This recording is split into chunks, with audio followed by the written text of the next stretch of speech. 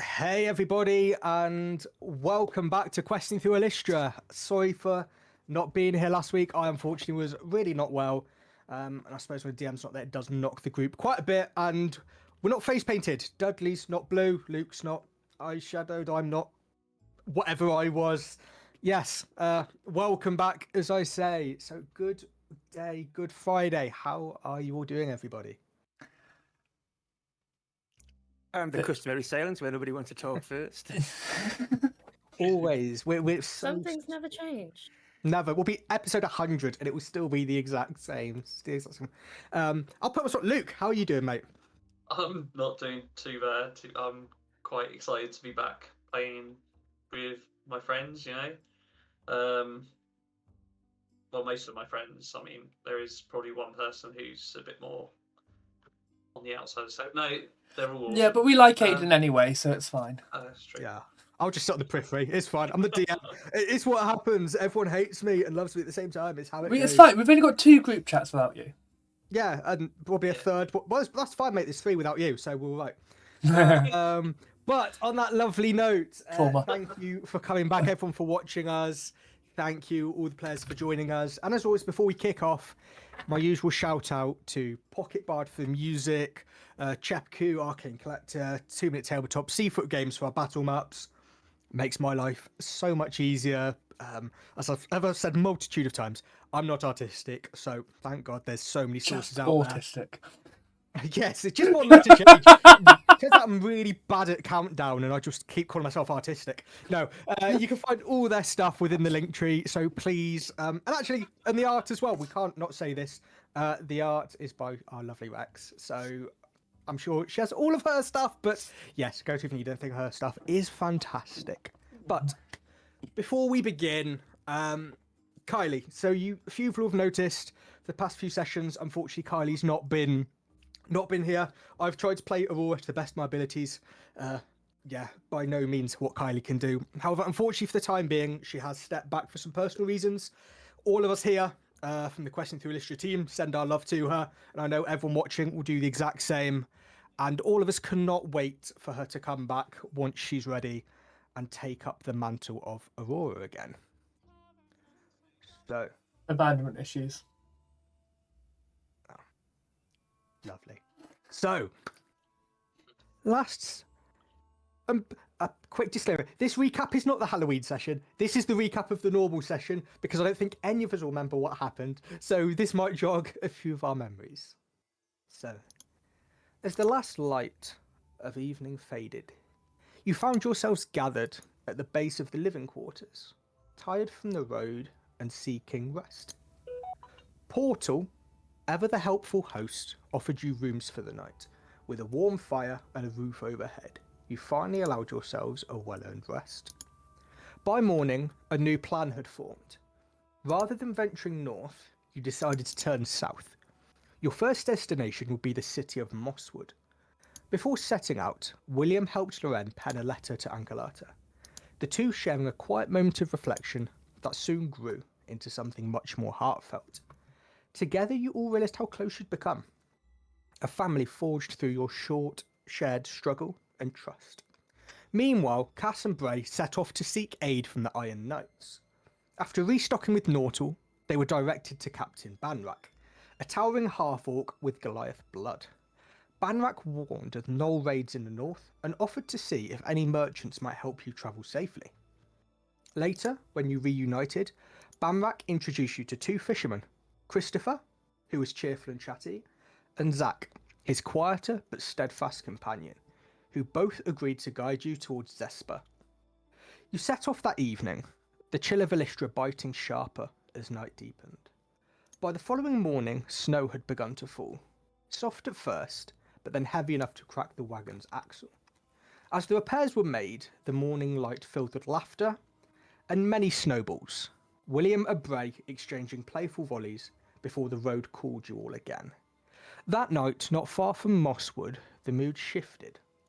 Around 11 p.m, the flicker of lanterns revealed a group of travellers ahead. Gnoll merchants, or so they claimed. But their deception was short-lived. Beneath their disguises, they were slavers, taking innocents north to be sacrificed in Surskell. Steel and spell met within the snow, and when it was done, you all stood victorious. Among the wreckage, however, you found 2 captives. Miriam, a human woman, and Kenora, an elven man, both shaken but very much alive. By morning, as dawn painted the snow gold, you arrived at the gates of Mosswood, weary, yet triumphant. So, it's about 5 p.m. on the 19th of Nightvale, and you stand at the great wooden and grass intertwined entrance to Mosswood. What would you all like to do? Guys, I think it's too cold here. Maybe we need to go back up north. Not time to turn around just yet. Okay. Okay. Are there any kind of guards at the gate? So, as you hear that, there's nothing. The gates they're wide open. There's not even.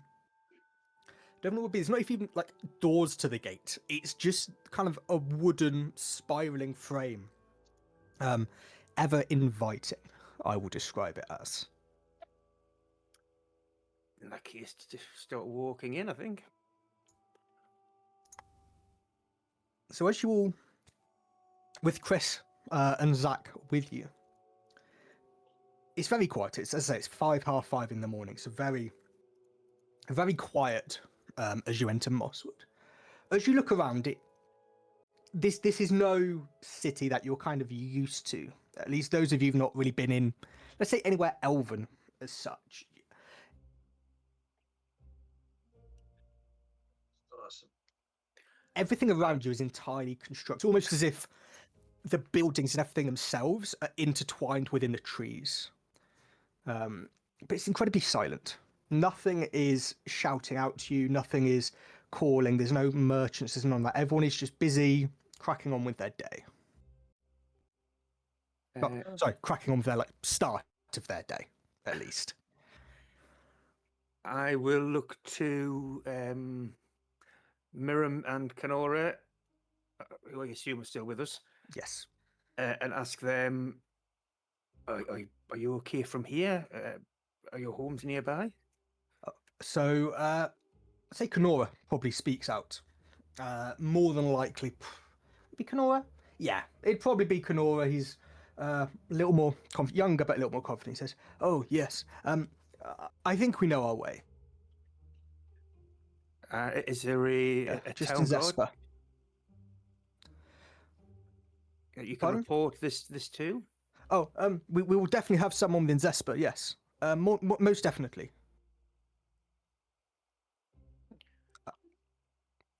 I don't know if it will be of much use here telling people, but at least if we can warn them in Zesper that something's happening, at least I can look after my own town. You said we were in Mosswood, didn't you? Yes. Right. Okay. I do have a quick question for you before you run off. That's okay. Oh, of course. As if it's about Mosswood, I can help you. I've lived here for a bit until I moved to Zesper. I have 2 homes, you know. Well, aren't you a Very lucky lucky. boy? They aren't very big. I wish I was more lucky, but they do. And this is kind of important. What do you know of Glimmerleaf? Not much, I'm afraid. What is it you're needing to know? How to avoid any tricky lessons? Tricky lessons? What do you mean as such? Well, rumors here have it about Mosswood about there being a local fey trickster who likes to try and twist things so people learn a lesson along the way.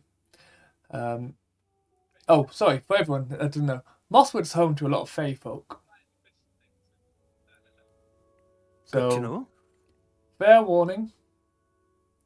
What's Bay folk? Is that not just another term for elves? A fairy like me. I'm It's saying nothing. I'm staying out of this. I'm staying well back at this moment.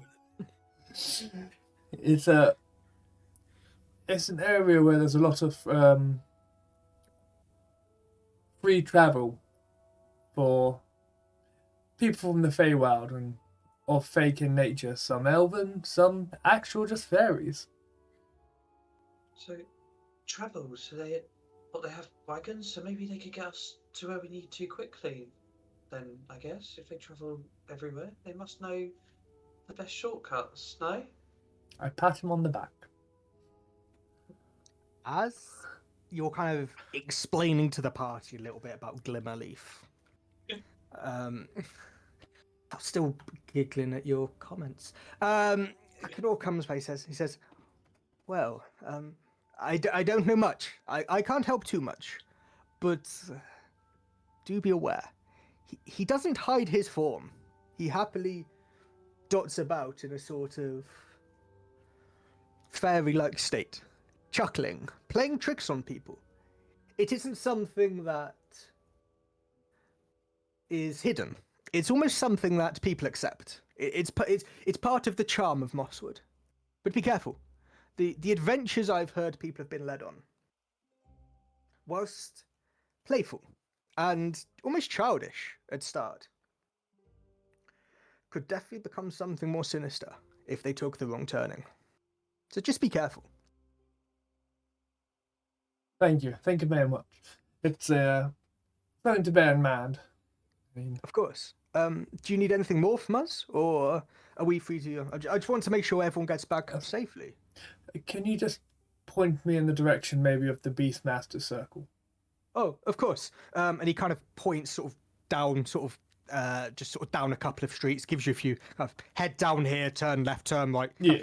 Basic any local kind of wood. It says, yes, of course. If you head that way, there'll be people there. If I was you, I'd ask for Torek.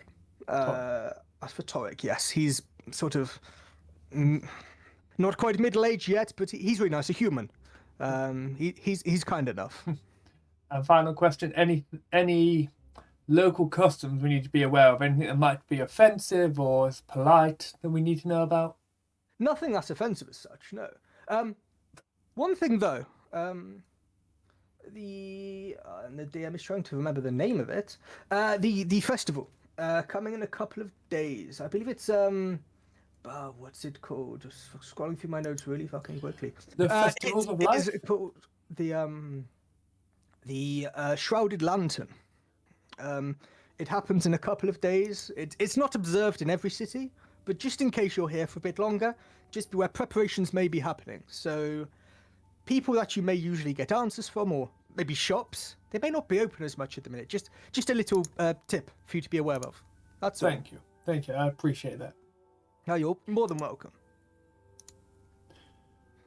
Does anyone else need anything? And for argument's sake, can I do an insight check just to make sure? I know we've just saved them, but having a base knowledge of Fey folk and how this, I'd literally just ask them about a trickster. Can I do an insight check just to make sure we're not being Yeah, of course. misled? Yeah, go ahead. 13. So yeah, he is being honest. You even at that you can sense he's just giving what information he's got. Yeah. When he speaks about Glimmerleaf, as I say, that those within obviously know quite well about him. It's not a how's that? It's not as he said. It's not a character that hides as such. It's not something Moss would hide about themselves. That there's this Fae who does tend to Play a cause some game. issues. But yeah, he's as far as his truth knows, he's being fully honest. Okay, thank you. Of course. Is there any shops around here that sell music boxes or anything like that? And Bray, would you mind if I have some coins to, if they do, grab something, please? I forgot I carry your allowance. want it like a little pouch like this, just a little pouch that he just keeps it and hands him like little coins. Yeah, I've got a separate inventory slot called William's Funds on my character sheet where I is put amazing. his I gold love into it specifically. I love that. Of course, William. Thank you. Yeah, is there any shops that I could buy something like this? I mean, it's a trade city. We're sure to find something. If not now, maybe during the festival. It seems like quite it's a place where market vendors will probably hike up prices a little bit, but then there might be more to show at the time. Okay, I might need more coin then. We can find more coin. Okay.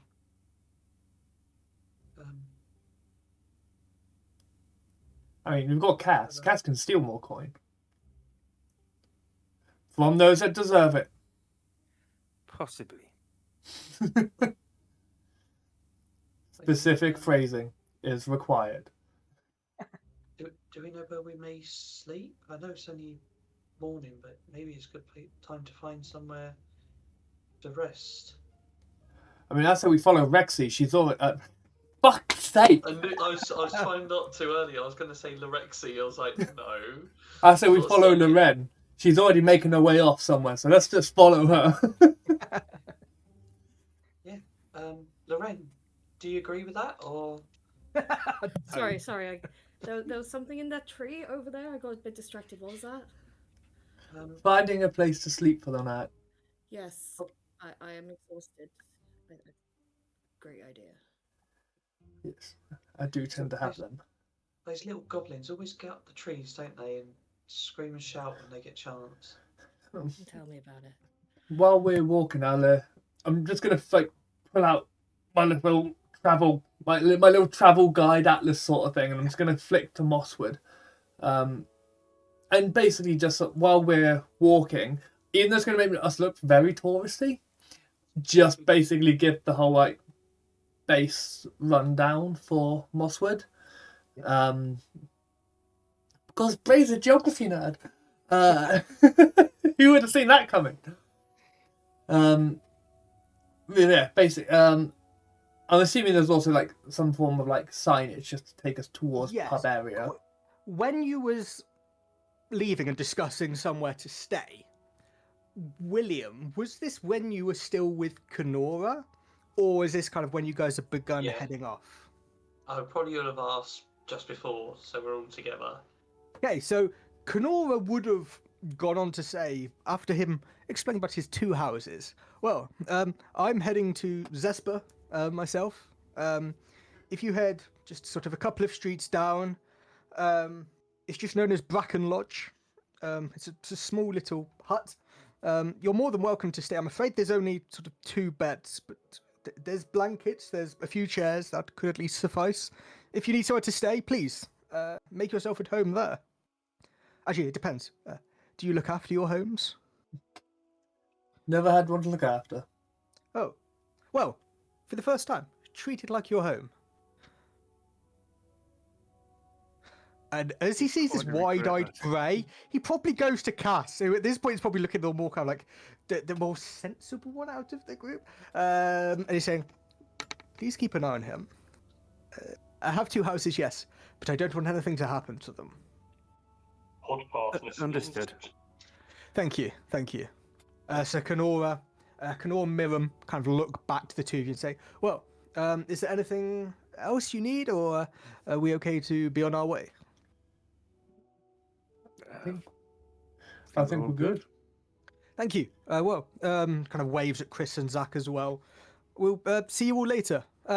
Maybe our paths cross again. Maybe they don't. But it was lovely to meet you. And a pleasure. Thank you again for saving us. And they kind of turn and begin heading away. I'm going to go to Christopher and Zac and ask them if they have any business they need to attend to here, or are they intending to head straight off, or do they need to rest? What are their plans? So Christopher, being the usual chatty one, we need to head to Zesper, really. I feel that's really where we're headed. how about you, Zac? And Zac just sort of nods in kind of quiet agreement to this. Kind of definitely sick of Chris's shit by this point, but he's just kind of he's used to it. So Chris says, yes, even Zac agrees. Well, we need to head to Zesper. We need to those fishy swamps. They won't fish themselves.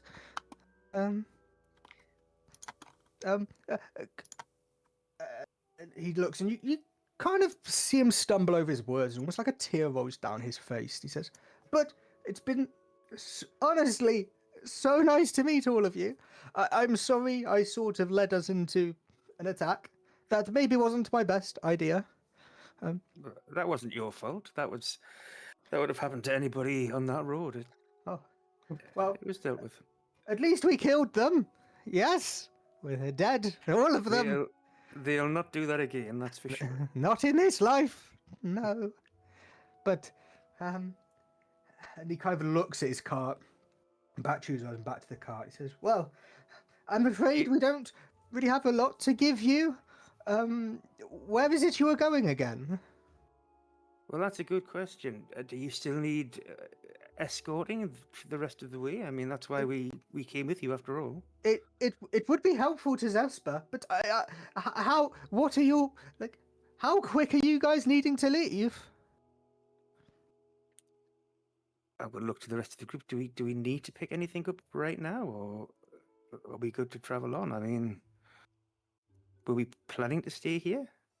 I mean, the plan was to head to Zesper, I believe. I wasn't sure if you needed to do a stop off in Mosswood or not. Sorry, it's been a few weeks. I can't remember. I could stop. Maybe if we have a rest. I heard them talk about the festival. I've not celebrated it everywhere in Elystra, but I've known it before. Maybe if we stay for that, potentially it might be quieter on the roads whilst the festival's going on. It's maybe a bit safer.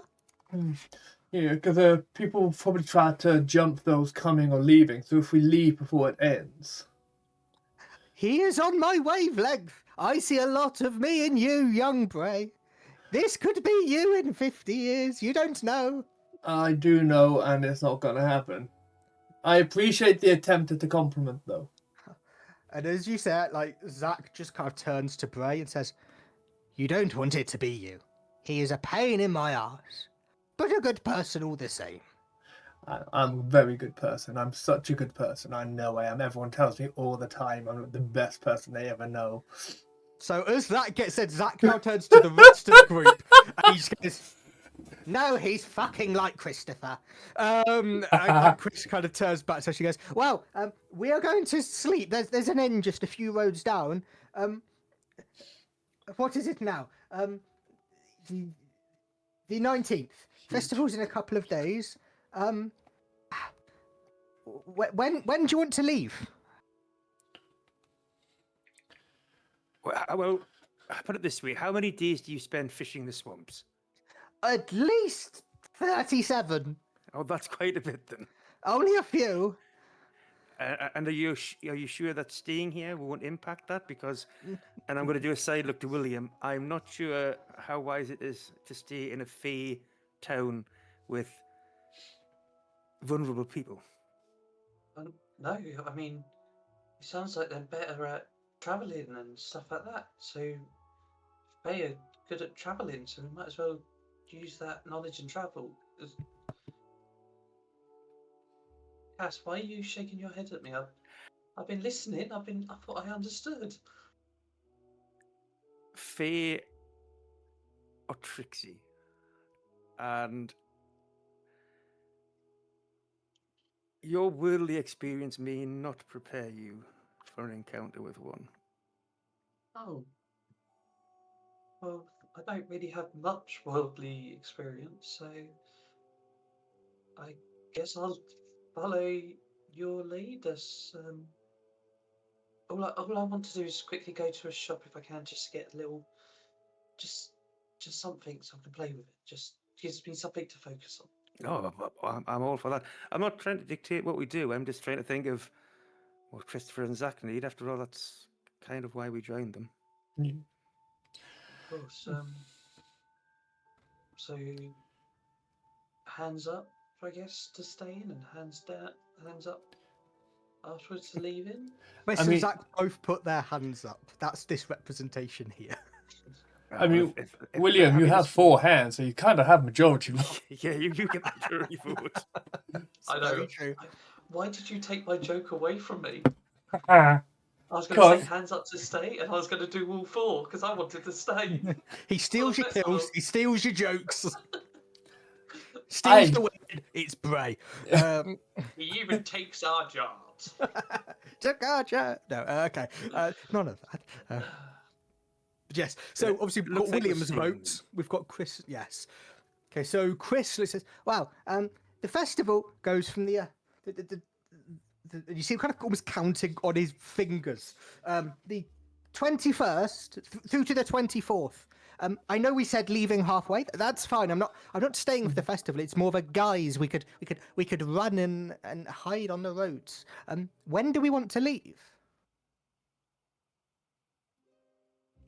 Shall we pencil in leaving the morning of the 24th? That while the final day of the festival is happening. If we try and leave during that time period, everyone's going to be busy trying to get the last of it in, so we'll have clear roads. Unless something major happens. Why would you say that, Ray? It's like saying when you're somewhere, God, it's quiet. It never gets quiet after that. Why? Have you never heard that saying before? No? Oh, well, if you ever go and try and get ready to join a queue and you look at something, you go, oh, I'll come back, it's really quiet. It won't be, there'll be thousands of people there. You know, I've heard Like on- some sort of clerics and healers say similar things, and they get very angry if you ever say, you know what, it's quite a quiet day today, and then they lose their shit. Oh, I mean, on that same aspect, it's really quiet in the Discord, so we need people to come and join us. Remember the link tree? Yes, we've started the flag. Yeah, I like it. But yeah, so on this kind of rough agreement of the, you tell the DM's just skipping over this shit now. It's session 6. I'm just going on with things. So Chris and Zac, Chris says, well, 24th. If you need us, he kind of points there, says, there's the Whispering Canopy. It's an inn, just sort of a few streets down. We will be there. Just ask for us. We will be there. Where was this? Sorry, what was it called? I'll say the Whispering Canopy. It's sort of gorgeous. It's almost built like a cask, like a cask of ale. It's a gorgeous building. Out of it smells of cider and pine, and it's lovely. Whenever we've gone swamp fishing, here is where we always stay beforehand. That sounds like a plan. Of course. Oh, that being said, well, let's head our way over to the Brainwick Market. Of course. Bray is literally there in this book like this, just going. Yeah. So the guys say, well, bye. See you later. And as sort of Chris runs off, kind of pushing this sort of cart in front of him, almost like an uncharacteristic speed and pace has come over the old man. Zac just turns and just says, at least you don't have him for a few days. And just turns and follows his friend Christopher over to the inn. Well then. Yeah, looks like we've got a few days to explore Mosswood. Right, let's take the child to the toy shop so we can settle him first. But Lorraine didn't want anything from the toy shop. She just glares at you. Oh, sorry. I'm making funnies. I'm making. Okay. Afterwards, she just like elbows you as she walks past, just being like, "Come on, let's go." Oh. If he hasn't promised his firstborn to a fair by midnight, I'll be surprised. He's so innocent that I'm surprised if he ever gets a firstborn at this rate. He'll accidentally get a firstborn. That's the issue at this rate. He's got many firstborns. He just doesn't know of them. No. I'll give you my make firstborn. your When are we way- starting? So you make your way as kind of Bray's flicking through this sort of tourist guide. As we're, oh god, I think we've broken Luke already, and we're only half an hour in. I The just pod- choked on my drink. For podcast listeners, Luke is currently blind red and crying by the look of it, and not because William has Let me died. get my replacement in for the camera just for the moment. Yeah, that is your backup character, little dwarf with a red hammer. But yes, so as I says, Bray's got this little. I'll refer to it as the tourist guide. It's the easiest term we can use, and he begins heading you guys towards what is known as the Brainwick Market. It's kind of so the way Mosswood is made. As you're walking around, you'll see there's a lot of natural forests that have been undisturbed. It's almost like, as I say, they've tried to build and incorporate the buildings into the trees, into nature itself, rather than pulling it down to build something. It's incredibly. The whole point of this place is being one with the world. And this Brainwick Market is very much on kind of the edge of one of the forests. And typically it sells things like just general adventuring goods, herbs. Also does sell trained animals, so it can be quite a festive place. Festive? It works festive. We're in winter season within the world. It makes perfect sense. Don't worry the fact that words don't work for me today. Or ever on a Friday after 6 o'clock. So yes, you arrive at the Brainwick Market, and as I say, it's around 6, 7 in the morning. It is early, and we are 2 days before. Sorry. Oh god. Oh, the DM's ready to just cry. No. So it's 7, 8 in the morning. You arrive at the Brainwick Market, and there's not many stalls up. You can see where the stalls would be. The kind of the wooden stalls are there ready, and there's one you can see behind it with a pen which has a few animals in. This is obviously the one that sells the animals. But other than that, you can't necessarily tell right now what is typically sold at each stall, because there's no one really around other than the animals within the one pen. There's animals over there. Well done. I figured as a farmhand, you might recognise an animal. What animals? Can we go have a look? Of course. Remember, you've got a budget. You've got to look after your pocket money because you still need to get food and supplies. Yeah, of course. I might just save some money to buy some potatoes. I'll just do some jack potatoes for the journey. Loretta's just like crossing her arms, just looking at you, being like, I see how today is. Okay, go see your little animals. Can you tell that I've missed this too much? This is the only game I do in the whole week. We missed it last week. I've got to get this all out of my system now. Bursting. This D&D chaos. Condensed, William. So, as you get here, there's sort of 3 breed of animal just to make it easier. It's not a complete farm. There's something that is very dog-like. It's something you'd know as a river hound. It's very kind of sleek, sort of almost like a bit sort of border collie-like in a way, sort of a farm working dog. But it's very sleek, and they're typically known to kind of just help fishers either like retrieve their nets or dive into the river to give them a hand.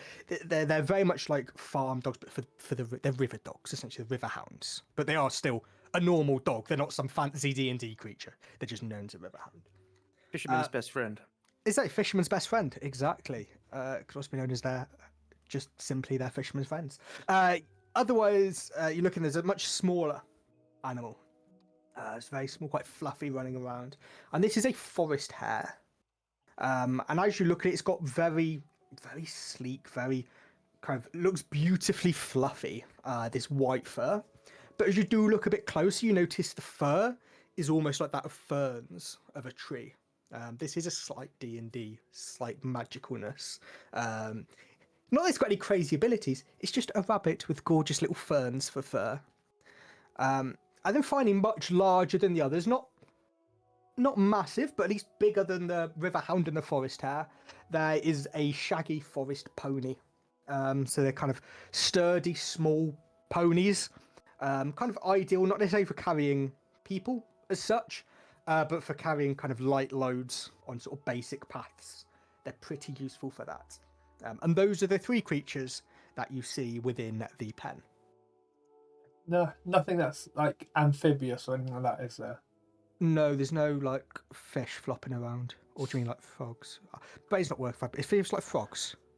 Frog, or even anything like an otter. Oh no, there's none of those, unfortunately. It's very much on land type creatures. Yes, that pony there, just like if we buy horses, are you going to be able to get onto bigger horses, or do we need to buy one of these? We can call it Potato. Spud. I can make myself quite at home. We shall call it Spud. No, yeah, and then when it starts moving, it's who's going tater tots, tater tots, tater tots, tater tots. Loren is just going to look at Cass and say, "Which one do you want me to hit first? Your choice." Oh, either both altogether. Just I can see how Right. it is going to go. Just both their heads. That's what they need. So, do we want any of these? I mean, I really like that hair. It's so fluffy, I could die. I mean, excuse me. Look, but don't touch, I think, is the phrase of the day here. We'll just wait for the rest of the stores to open, I think. Let me just out of curiosity, excuse me, whoever's running the stall? Yeah, there's someone more. Like, they're more tending to the animals at this point, Yeah. than kind of at the stall. It's so as you do look around, it is a human male, as I say, probably around, let's say around sort of 30 years old. And he looks up and he says, "Oh, lovely to meet you. I see you admiring the animals. It's much appreciated. They're some of mine, you know. I've guarded them for most of my life. It's not too long of a life, but what I have done, I've looked after them and well, I suppose not necessarily just these, but the generations. But anyway, welcome to the market." He kind of looks like he's no one else here. I guess it's for me to do the introduction. My name is Torek, and these are my animals, and you are my friends. Welcome. What can I do you for, my friend? Well, as your friend, can you just tell me about the sort of ferny rabbit? Oh, of course. What do you want to know? It's a rabbit with white ferns. It's something that seems to only sort of be around these regions of Elystra. I've not yet found anything too magical about them, other than the fur is different. But I'm sure they could. How much? Oh, how much? How many would you like? I literally just do the full blown. William. Depending how much it is, I guess depends on how many he can handle. I suppose how many they could handle would actually fit more than how many it would cost. These are crazy little critters. Lovely, kind, but crazy. These are cheaper. They're cheaper than the hounds. They're cheaper than the ponies. Let's say for my new friends, because it's you, 4 gold per hair, and it's yours forever until it dies. Whatever comes soonest.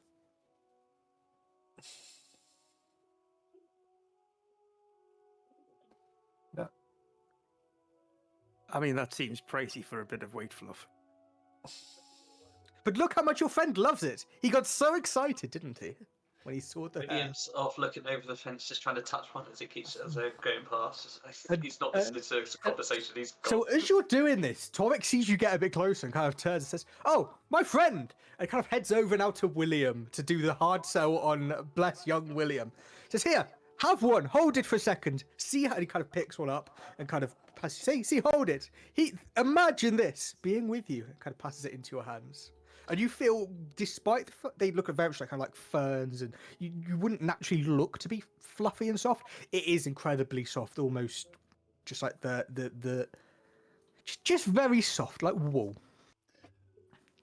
Cass, at what point do we tell that guy that William's got no money? Oh, I think he should discover that for himself.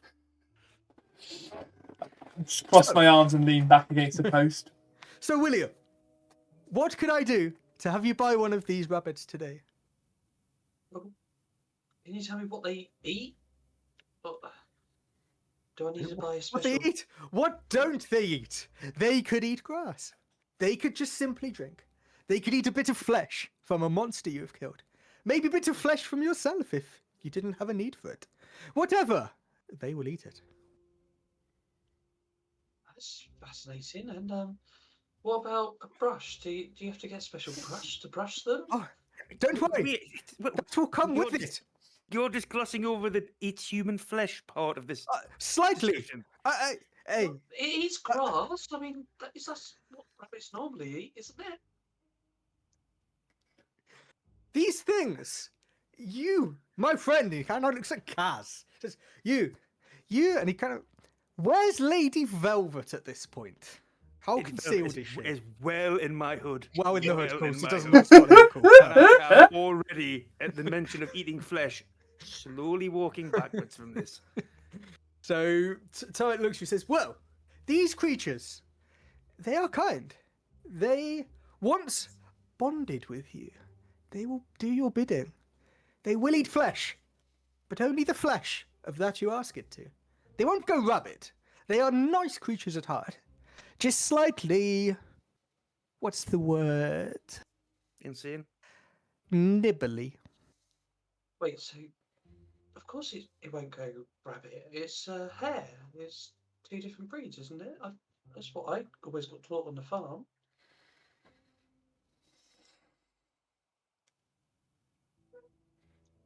I think I broke everyone else.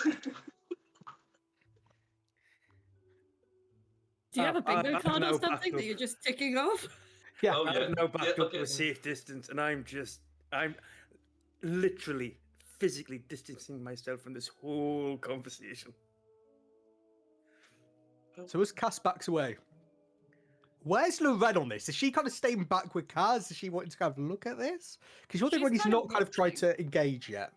She's just kind of like stood there watching it all unfold, seeing, Cass walk away. Bray is just enjoying the whole chaos that's happening. And she's just looking at William and she's just like, she's debating whether to either like push him towards getting it because he likes it, or just telling him that if they all go hungry, then that will be the first thing that they have over the fire.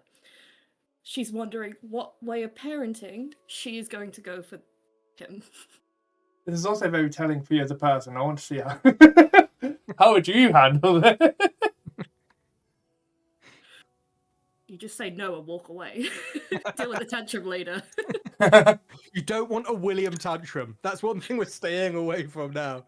Mage hands everywhere. Everyone's pants are pulled down. Like, it's a messy situation. So, William, what is William wanting to do here? How much did you say these were? These, do you know what? You seem ever so tempted. I'll make you a deal. A hair and a brush for 2 gold pieces. How about that? Yeah, I could do that. You see a blue mage hand appear and it goes down into my pocket because I don't know if anyone remembers, but on the wagon we found 50 gold pieces. Yep. Well, I gave 45 to the party because I kept 5 in my pocket. And he's going to pull out 2 gold coins again. And they're going to just give it over to him in case. Yeah, I have him. Perfect. So, and he kind of picks up the hair that he gave to you to hold, pulls this like little wooden brush, like the kind of nice like soft bristles as well, and passes them, puts it in like a nice little pouch for the brush and kind of passes you the hair. Says, here, but I need to know before you leave, my friend. What are you calling your new hair? Fluffy. Fluffy. It is fluffy, is it not? He is, yeah. That's Well- simple. May you look after Fluffy for the rest of your days. Until death make you part, or forever, whichever is soonest. Thank you. Can I ask, are you from the Fae? I No. heard there's people here from the Fae. There's some, yes. I'm simply a human. I just, see to everyone here. That's all I do. I look It's after the weird. things. I run the, I don't know if you know it, the Beastmaster Circle. I look after the group that are here. Look after the animals. Look after the hunters. Look after anyone who is there. Well, I heard the Fae are really good at making deals, and you were really good at that deal. I don't see why there's worry about me being alone in this town. Thank you. Of course. Hey guys! Yeah. And I'm going to run over and start running. Look what I got! Look what I got! And I'm going to start running over, and I'll be right back. I've just got to quickly run downstairs. No worries. For podcast What is everyone listeners, else's he is reaction? running away so he doesn't get his ass beat. Yes. So as William kind of heads back to you, Torek will kind of just not trying to necessarily sell anything to like the other four of you, but more just generically. So, your friend took a hair. Nice of him. I cut him a good deal. Could I interest either of you in a hound or a pony, perhaps? No. No, you may not. Oh. No. I have a smaller one. It could sell for a bit cheaper. Let me rephrase that. I was a bit rude. I do apologise. Of course. No. Oh. Oh, well, plenty more people will come to the stall, ready for the festival. But if you need any more shopping, people may turn up. I don't know. People may just be prepping for the festival. But keep an eye out. And if you need anything for your animals or your companions, just let me know. We will. Thank you very much. You're more than welcome. And he kind of goes back to tending the remaining animals that are within the pen. Is there any, in my little book that I've got that tells me about, like, obviously I've got my little encyclopedia of the area sort of thing. Any mention about these rabbits in that book in the slightest? Nothing as such. They're not. So the book you've got is very specifically geography based. It's not necessarily. There's no mentioning of and creatures. You might see a couple of these wildlife in this area. It's very, very firm and very factual. It's very, here is this, here is what you will find, compared to being, oh, maybe if you search here on a Sunday as the moon begins to set. It's not one of those kind of things. That's fine. Right. Well, I hope you're ready for this responsibility, William.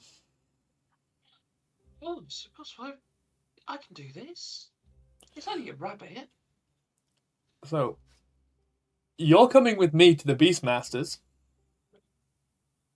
Okay. And did you not want your music box? Yeah. Right. I need something to play for Fluffy to fall asleep to now, don't I? You're Cass, going to wake up with him chewing your face. You know why no one's heard of these things? Because there's no survivors. That's why. That's right. I've got you guys who always take care of me anyway, so... Uh-huh. For 2 gold, that thing, but it tastes nice. Could have been worse. He could have brought 2 of them. We'd end up with 30 within a week. I mean, replicating Never food said- source. What do you think the TM was hoping for? He never said I could buy more than one.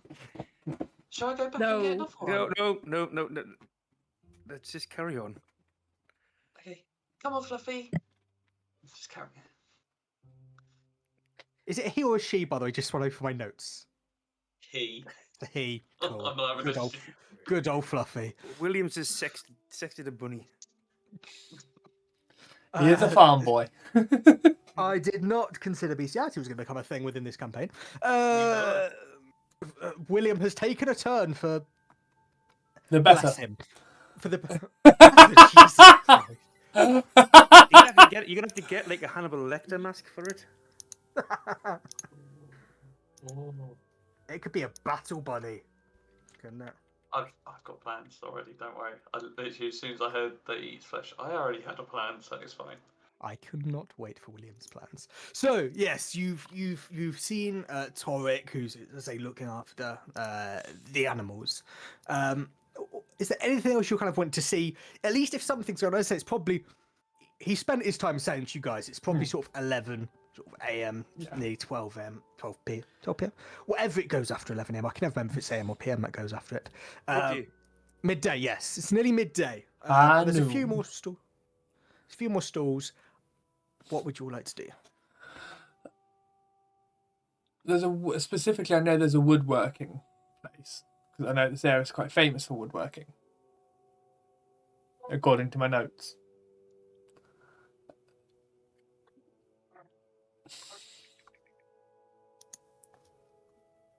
Is that right? Is it a famous woodworking place? Handcrafted woodworks, enchanting herbs, and gentle beasts bred for companionship or travel. At least that's what my book says. I'll show it to Loren. See? And on the She's just front, it gonna just turn says her head author, to the you. DM. She's just going to turn to you and say, I know you're trying to be funny, Bray, but I have a very short fuse right now. I don't think we You have in-game went 3. over this point that there wasn't a reading thing between the two of us yet. Oh, yeah, no, she's completely forgotten that. She's just like, because you two. I wasn't trying to be funny. Like, oh, I know. She's just taking it that way. Don't. Oh. Bray. Loren, I'm going to teach Loren how to read. She struggles a bit, so. I mean, I have heard her trying to insult. She does struggle to read a bitch. That's why she resorts to violence. I'm going to look see if there's a notice board for anybody looking for a party member going on an adventure, that kind of thing. Yeah. Anyone looking to buy a rabbit? Loren, if you're stressed, like, you could just stroke Fluffy if you want. It feels so good and comfy. Shut up. Shut up, Bray. Become fat, low ramping rabbit. As soon as you laughed, I realised what I was saying. Loren's be- just going to look at you and go. She doesn't know where she's going. She's just going to walk. Every NPC with an Elystra is going to shake its head at you. Every person in this world. At least it's not The a gods cat. who are trapped shake their head. The big bad who has trapped these gods is shaking their heads. At least it's not a cat. You could have said you could have pet this person. Jesus Christ. It's not even break time yet. I've missed you more. This is what happens when you have a week off. It's What's just going to happen over absolute- Christmas when there's like a few weeks off? It's just. We're gonna have to meet up and just chat. Like, just Oh my get this all God. out of our system each day, every week. And do you know what, everyone? If you think this is bad, come and join the Discord. You could find a lot more funny stuff happening on there. Then you've got unfiltered Luke. Anyway, what would you all like to do as it's turning midday within Mosswood? And I say you are currently at the market still. There's a few people around, but no one. There's nothing as such on. Like, they're not presenting goods. You know what I mean? They're just stood at their stalls rather than presenting to their stalls. Yet another day. They're not bad memes. My plan is I want to find the music box for William, and then go to the Beastmasters. I've already forgotten the name of the person I'm supposed to speak to. That's completely fine. So Beastmasters, that is your good old friend Torek, who's been trying to Torek. sell you everything. Oh, is it? So yeah. I think I must have missed the thing there because I thought it was a.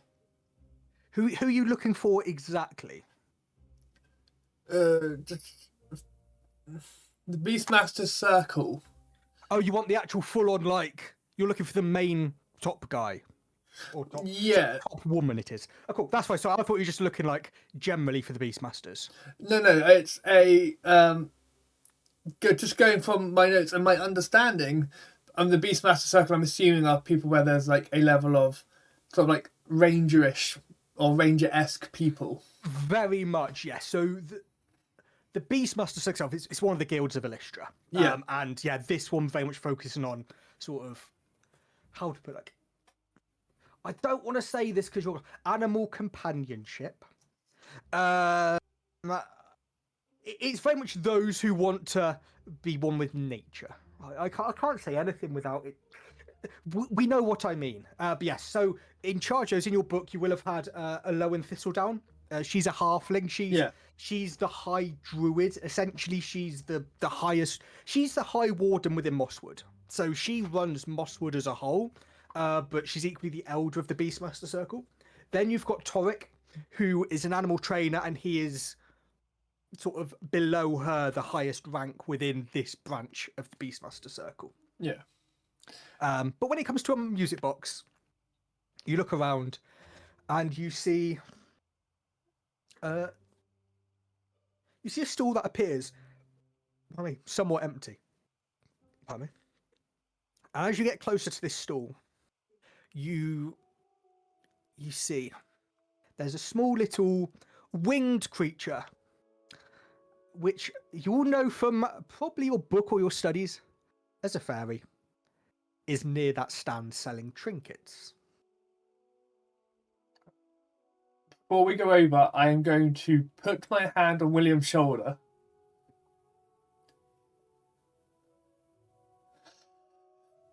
I swear,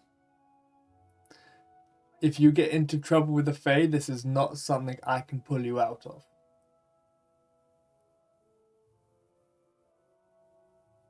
I'm not planning on getting in any trouble. Lorena's You gonna just look bought a really psycho hair. dejected. It's not psycho, it's fluffy and he eats grass. And humanoid flesh. Also, yes, What? give me those 3 gold in your pocket. Okay. I put him into his purse. Little coin bag. I want it like a little bum bag that Bray has. That's what I'm waiting for. Sorry, Lauren, what were you going to say? I was just gonna look to William and say, right, just do what I do when we come across anyone. Cross your arms, hold on to your rabbit right now, and just keep your mouth shut. She's glaring at Bray. Be like, "Don't." Just keep your mouth shut. And if you want to ask a question, go through him first. Okay? Who, Fluffy or Bray? Bray. Okay. To Bray. Bray will then talk to them. Just trust me. Okay. Okay. Cool. So, as you walk over, you see this fairy, and it's almost glimmering in gold. And as you'll get closer, you'll hear a voice in your head, and an ageless, a genderless, almost a voice, just almost a voice of nothingness. Oh, welcome all of you. What can I do for each of you at my stall? Hello there. We're looking to purchase a music box, ideally. Oh, I could have one. What would you need it for? This one here, the one that's being swindled into buying a rabbit, he's asked for a music box. The young one with the bunny. Well, sir, what would you like this music box for? As they kind of point to William. look at Loren. I look back at Bray and go, I want to learn how mechanically this type of stuff works. I say it to Bray, like quietly. So he's a bit shy, and obviously there's rumours obviously that surround Fey folk, and he's a bit naive to the world sometimes, so he's being a bit overly cautious. We do apologise. We do not mean to show disrespect in that manner. I understand, but if he wants something, and now Glimmer looks straight at William, he can speak to me. He doesn't need to go through you. So, William, what is it you need? You can speak. You don't have to wait for them. We're your own person. You are not their slave. You can No. speak. He's not a slave, he is a free man. However, I am one that also has the coin. Doesn't matter. No coin is needed here. Simply an exchange. Well, I guess I just want a music box just to see how mechanically this stuff works, really. Mechanically.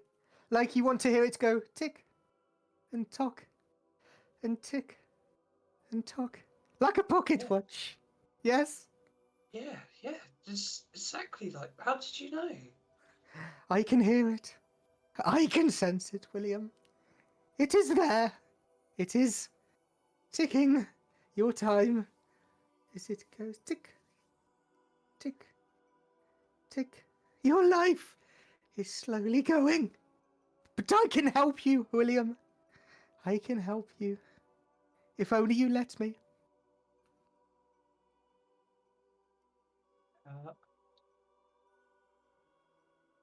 I look at everyone.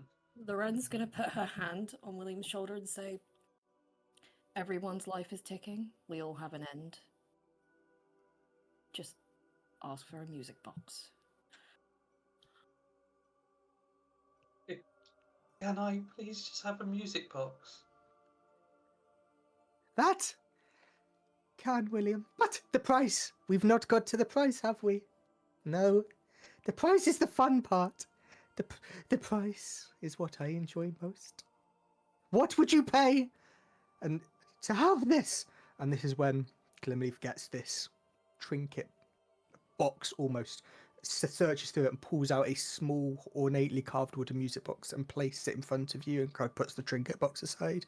What would you give to have this in your life? Well, I've just seen the comment that's come up of the price is one bunny. Hold on. The thing you love most in your life. Bunny? He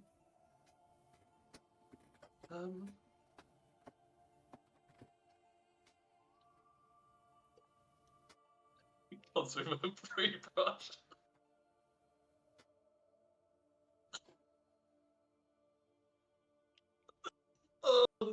Our chat's on it today. I don't know. I've got golds to pay. Gold is no use. Look! And for the first time you see Glimmerleaf and you see the wings almost open up, and it's very stereotypical, but these wings themselves are more like bird-like wings rather than typical sort of fairy-like wings. And you just see them almost kind of scrape their wings with their hand. You see gold just appear in their hand, and they click and it disappears. Gold is no use to me when I can summon it so easily.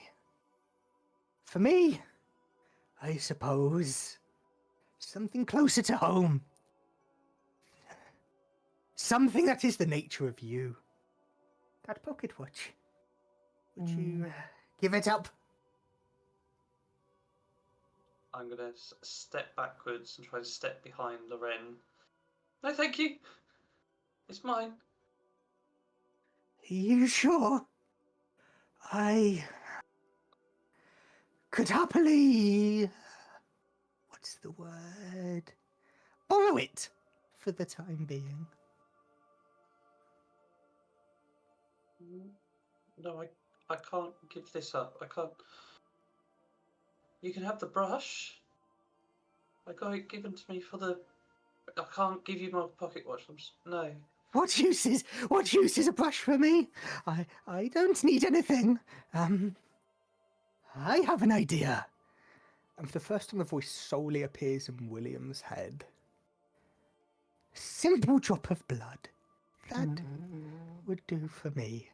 Open the pocket watch, prick your finger, and watch it coat the little figure who moves around. That will tie the music box to you.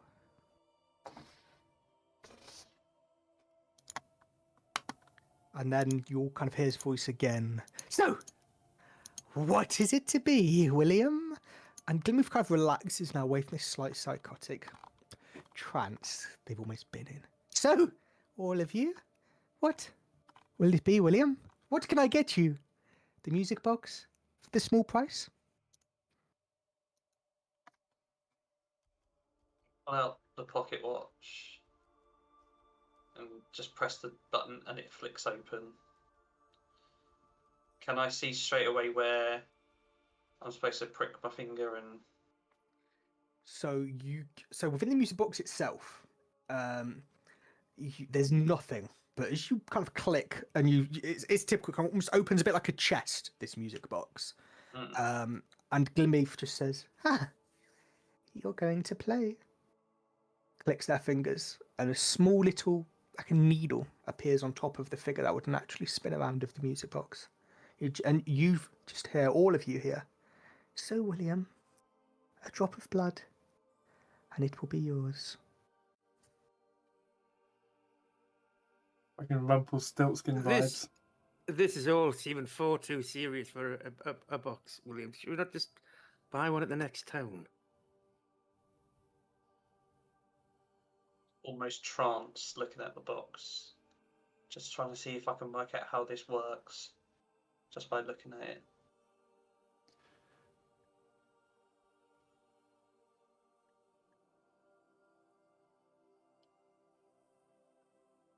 William, blood can leave you tied to a powerful fey being, such as the Glimmer here, for a very long time. Think wisely.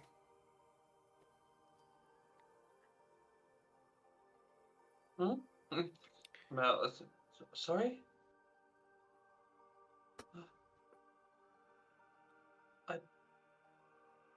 No, I can't.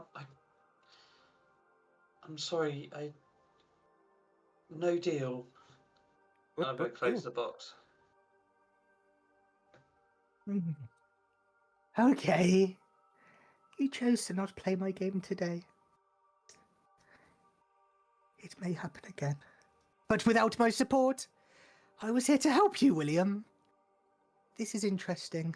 Not wanting to take this help to fully understand what it is you're here for. But anyway, have a good festival, all of you. And bye. And suddenly, almost in gold, the wings enclose Glimmerleaf, and they disappear, leaving the stand empty. But the music box is still there on the table.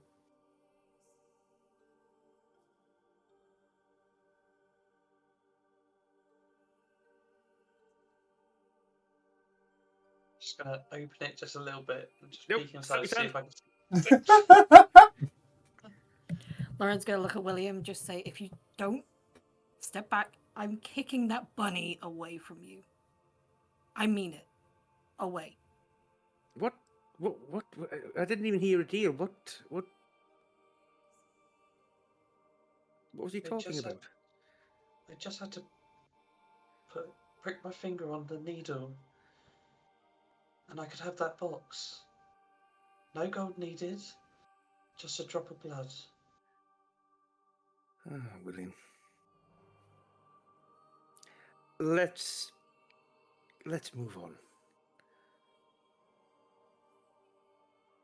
You weren't going to prick your finger, were you? No. I more wanted to see what would happen if I did. So I was trying to work out how it would work. The machine, how would it start working? What would start making it tick and it talk and it chime and it rhyme and the bells and the clogs and he starts saying it again. Ticks and it clock and it bells and it chimes and it rhymes and it tick and it tock and it.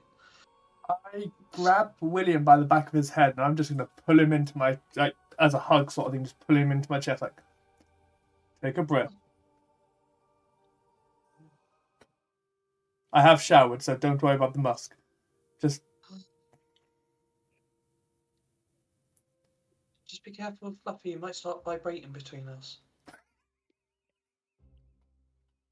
And on that note, as Tom almost stood still, like for yourselves a little bit with Glimmerleaf, but it's almost as if it's fast forwarded around you. We're now sort of 4 or 5 in the afternoon at this point. And you can see that the store's not necessarily busy as such. There's still a few people doing things, but no one is still showing their wares. But as we decide what the party are going to do for the evening, we will take a short break, mainly to, I think, let everyone's excitability calm down. Sorry, everyone's. Okay.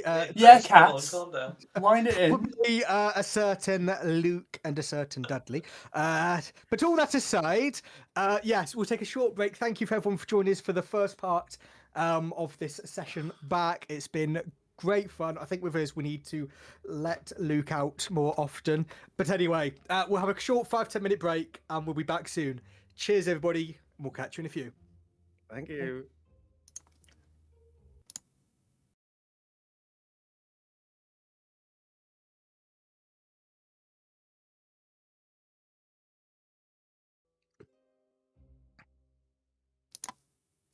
Hey everybody, and welcome back to part 2 of session 6 of Chains of the Pantheon, questing through Elystra. Thank you, as I said again, for joining us in the first half. I've had a stern talking to with the group about being too serious, so Chris and Rex, we need to take more from Dudley and Luke. Yeah. No. Get on our level, bitches. Get on the level of about a 5-year-old. No, genuinely, yeah. Cheers, everyone, for sticking with us, sticking with the story, sticking with the mentalness that is us. And I was trying to chat with the group at the start, actually, how I envisage this is going to go for kind of quite a few years, the level of this campaign. So seatbelt in, buckle in, whatever the phrase is, for a lot more shenanigans by this group. But with that, we will dive straight back in. So it is around 4 or 5 p.m. On the 19th of Night Vale, and you are in Mosswood at the market, the Brentwick Market. Mm-hmm. You've just been, I don't even know how to describe it. William has just probably been haunted a bit by Glimmerleaf, asking for his blood. But what would you all now like to do? Don't know about everyone else. Like I said, Bray wants to find like the Beastmaster's circle, like the proper like guild area to speak to someone. But otherwise, that's all I want to do. But I think that's also something Bray would probably do. Like, oh, we've gone home, found a place. I'll be back soon. Okay. So that's Bray in mind. Cass, I'm just gonna work way around because I won't forget anyone then. Cass, what would he do within this time? That's a good question. At this point, probably look for somewhere to stay for the night now. Cool. I'd obviously heard Bray mention the Beastmaster Circle, but I've got no idea what he wanted to do with that. So yeah, just find somewhere to stay. Cool. So sort of making, I think it was Chris's one at Chris. No, not Chris. It was Kanara offered up their second house because they're posh. Yes, we'll probably head towards his holiday home. Fantastic. Kanara's holiday home is for Cass. William, what would William be doing?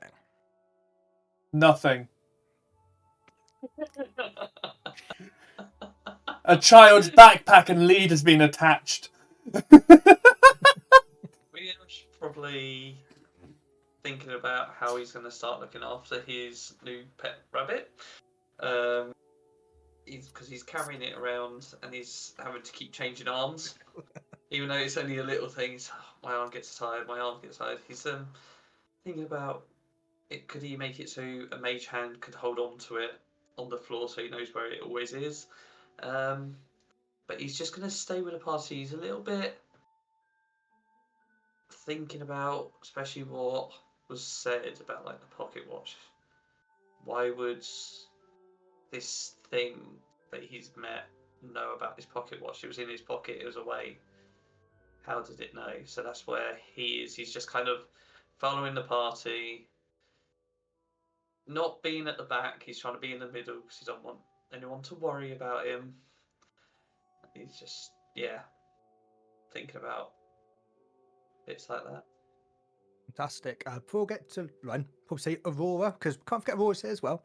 Aurora is probably... She's probably just been accepting this day as it's been going. She's probably intrigued by how William's been with the animals. She probably, being probably one of the younger characters as well, has probably found it quite sweet, kind of the animals and the white hair. When it came to Glimmerleaf, I think that would have probably taken Aurora back, the fact it knew things. But I suppose for the first time in a way for Aurora, it wasn't something being said about her and the gods. It wasn't something threatening her as such. It was more just oh, something's happened to William. She'll be worried for William, but at least it's not herself. But probably she'll head with you guys to Kanara's holiday home, as we're calling it.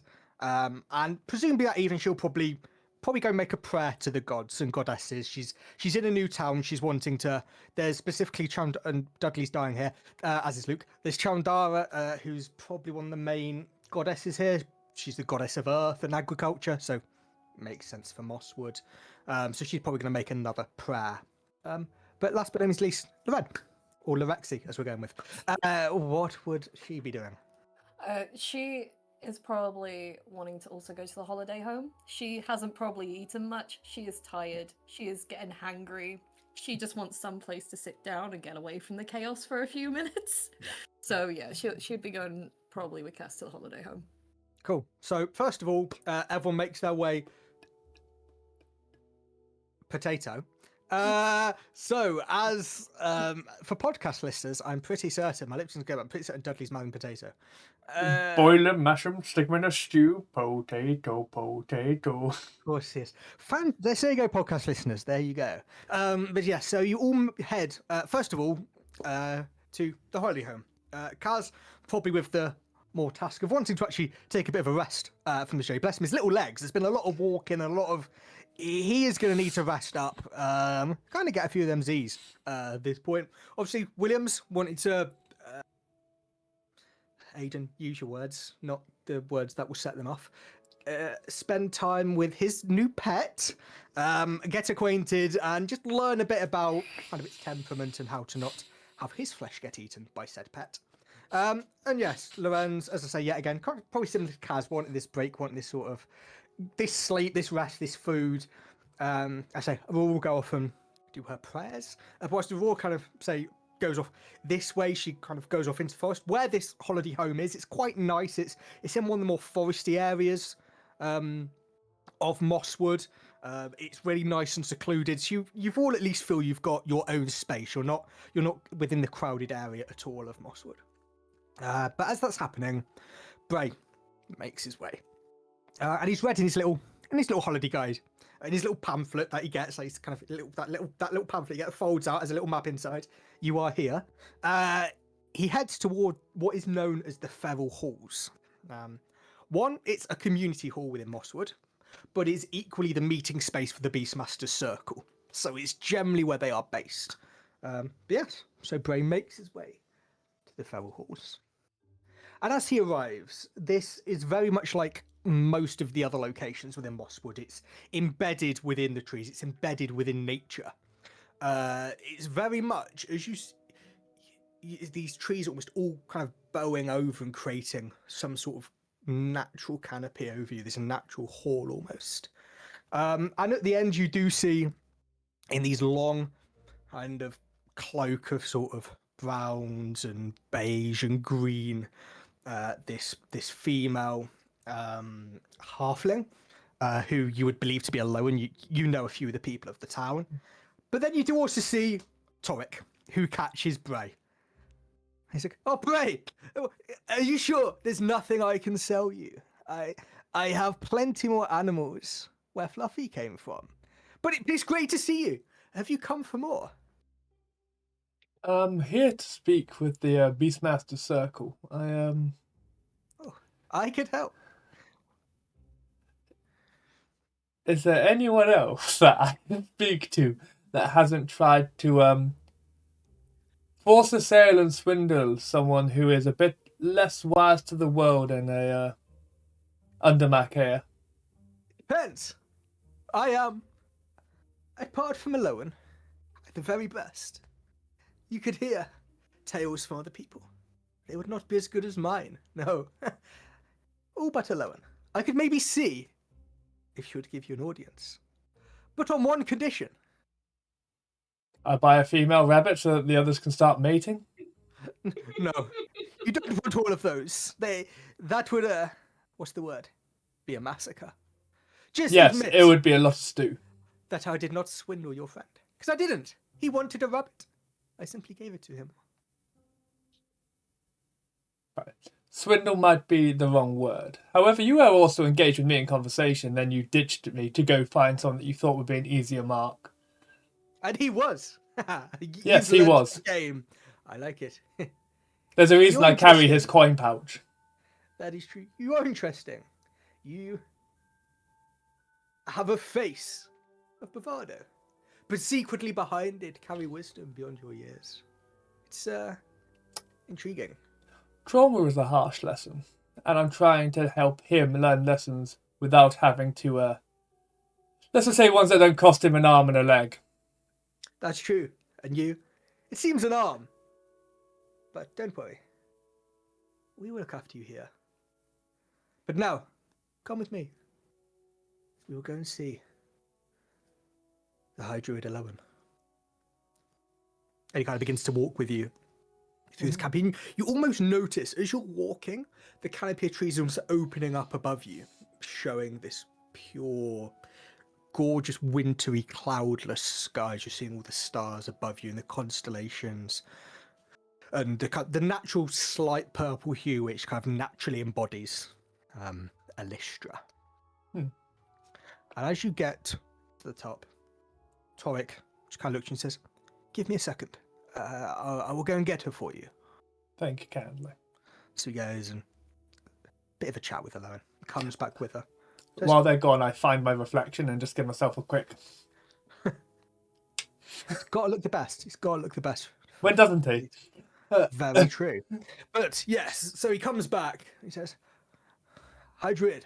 This is Bray, the one I was speaking about, the one whose friend bought one of my rabbits. He has some words for you." And she just looks at you and just nods. She says, "So, Bray, what is it we can do for you? Are you wanting to join the guild? Or simply here to learn something?" I don't know is the correct answer. So, the long and short of it, I'm originally a mountain man, or fish man raised in the mountains. I guess you could say I'm a fish out of water. But I've started traveling with a group of people. Much like me, they've got their own stories, their own backgrounds, their own journey to go on.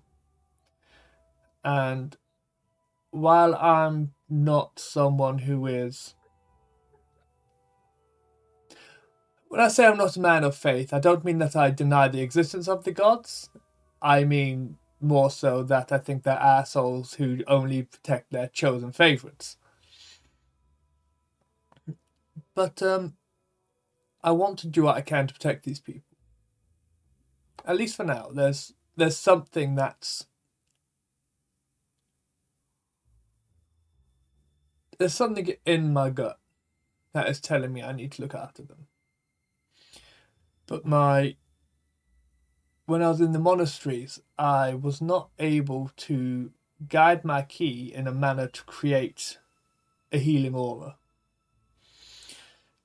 But the people of my village, or my tribe, long before I left,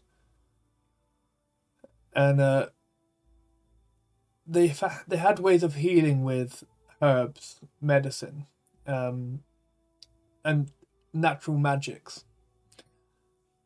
And I was wondering if someone might be able to give me any guidance with it, because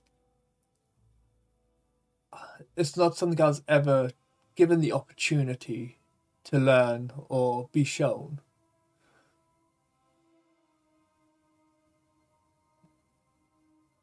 You are seeking guidance. You are seeking assistance. You are seeking a pathway to learn. Ideally not with him, but yes.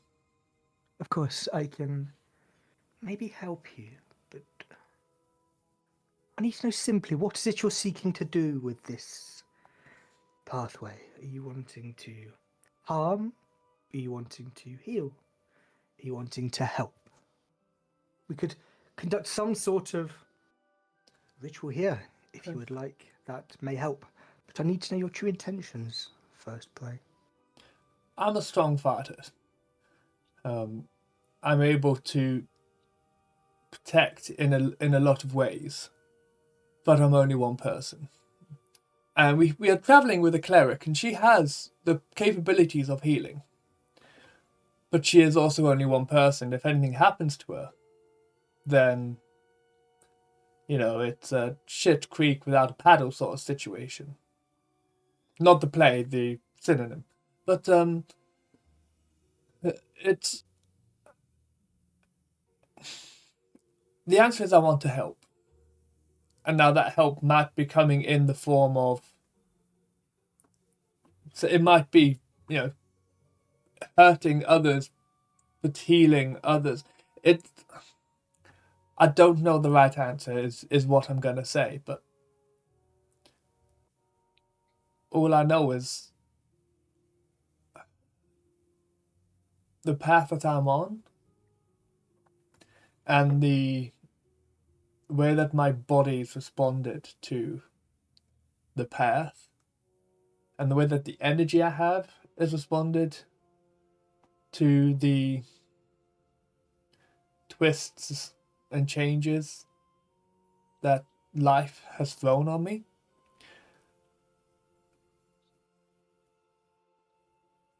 I need help. I need help to be able to help. I understand.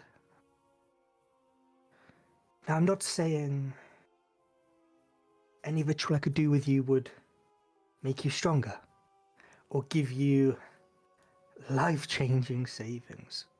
But it may help you in certain ways. It may create a balance between yourself and the earth that may at least enable you to do some good to help your friends. Do you think that would be enough, Bray? I mean, that is that would be a lot. Thank you. So, if you want to take part in this, that is okay. But just know you need to offer some of yourself to us and our magic. So I've already spent the arm. Do you want the leg to match, or? No. She kind of, she kind of has this nice, gentle laugh. No, not at all, Bray. And she says, please, hold out both of your hands, palm facing upwards. No. And you see her get a small little blade, and she'll begin dotting it across the top of your fingers. So there's a little droplet of blood on each. And she gets to do the same with herself. And she says, now, I must press my hands on yours. And as I do, you'll feel some of my magic flow into you, some of yours flow into myself. But I need you to repeat after me, calmly and slowly. This won't be comfortable, but it won't harm you. Trust me, I don't think I've been comfortable for a day in my life. Oh, and as a side note, do not tell William that I'm doing something with blood, seeing I've just chastised him for doing something for a glimmer leaf and blood. Yes, this will not harm you. Not right way. So she kind of puts her palms to you, and you feel this power. You don't feel almost pain. You feel this warmth and cold, almost continually changing and shifting as you're feeling this energy go between you and the Hydroid. So Bray, please repeat after me. Mm-hmm. I call upon the strength of the earth. I call upon the strength of the earth. To steady my hands and guide my heart. To steady my hands and guide my heart. I walk with the soil beneath me. I walk with the soil beneath me. And I promise to mend more than I harm. And I promise to mend more than I harm. I listen to the quiet voice of nature. I listen to the quiet voice of nature. And I learn to heal as she has. And I learn to heal as she has. I offer my will to the roots and the stones. I offer my will to the roots and the stones. So I may protect those beside me. So I may protect those beside me.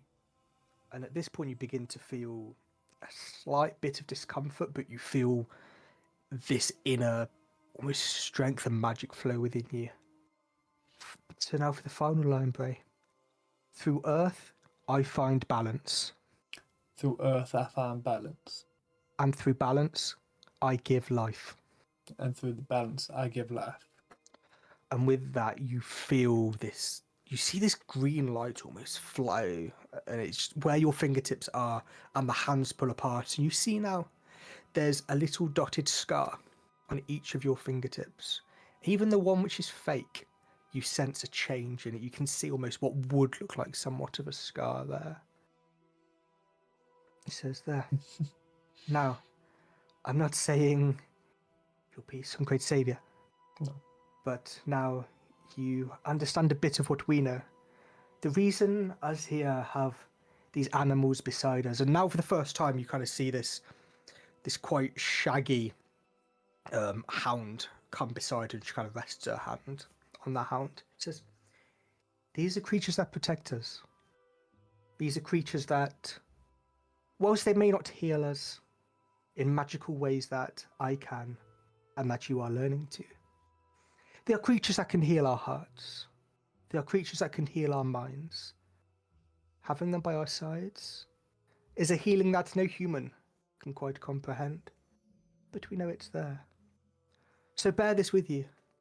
When you simply look at the rabbit that your friend was sold today, they are more than just a pet. They are something to guide you, to heal you, and protect you on this journey.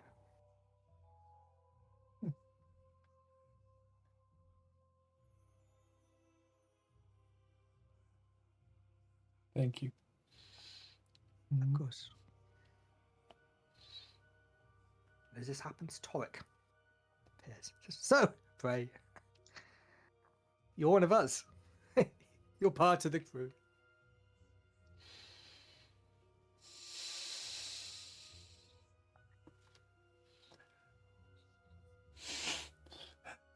I guess I am. And as he says this, you notice the Hydroid look at him. She just goes, Torek, you know how much you gave to be here. Do not insult someone or try to laugh at someone who's pledged their life to be with us.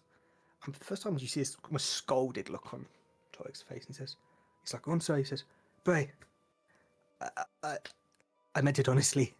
Yes, I'm a salesman, but more importantly, I'm a member of this guild and this life.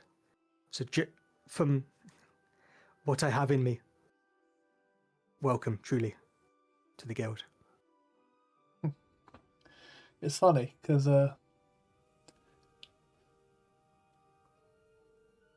I've a creature of the mountain, descendant of the storm giants,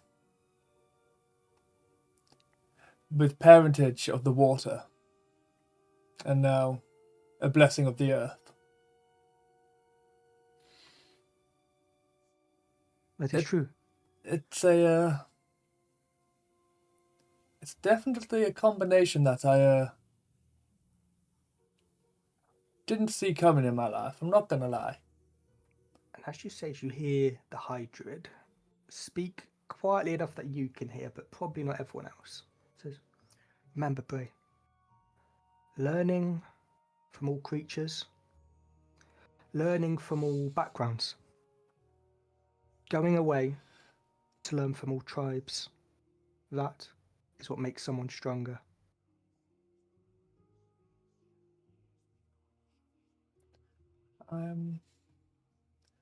Now, this might sound like a silly question, but bearing in mind I am very new to this, so most of my questions might be silly. Of course, do not worry, ask away. The way magic flows, I'm assuming it's... So obviously I hold up my metal hand, and there's like, almost like a small glowing, almost like kind of gold cloud of energy. Yeah. As I sort of try and manifest a level of my quite low level key. And in the other hand, sort of a very pale, greenish, almost muddy glow. Yeah. So, from what I know from obviously the divine magics will use a symbol of who they worship. An arcanist might use a wand or a staff, or whatever arcane focus they desire. Is there anything that I need to know for trying to channel the actual magic of nature? I remember, certain people of the tribe would have either like specific mixes of branches and herbs, or they would have, someone might use a my mother used a rabbit's foot, ironically enough, bound in mountain plants. Even after years, the foot never rotted. It was almost perfectly preserved. That is true. Right. Some will use, as you say, something known as a focus, something to channel their magic through. Magic is something that some people inherit magic. Others study it. Others take it by means they never should have. For you, I feel it's something that no one can be told, or no one can be taught. As you said with your mother, some things are a physical thing that they hold dear and hold close. Others might be a creature, a force that speaks to them, a force that calls out. Now, if you want something such as a wand or a staff, there's plenty here. But it needs to call out to you. It needs to be something that you truly feel in here, in your heart. When was the last time a thunderstorm rolled by? Not for a couple of months, maybe. It's we've had rain, but in regards to a full thunderstorm, at least a month and a half, maybe, I'd guess. Is there a specific area lightning might strike in the woodland? Oh, there's a few places. Yes, there's. Well, she actually says to Tarek, says it's by your house. And Tarek says, yes, yes, ma'am.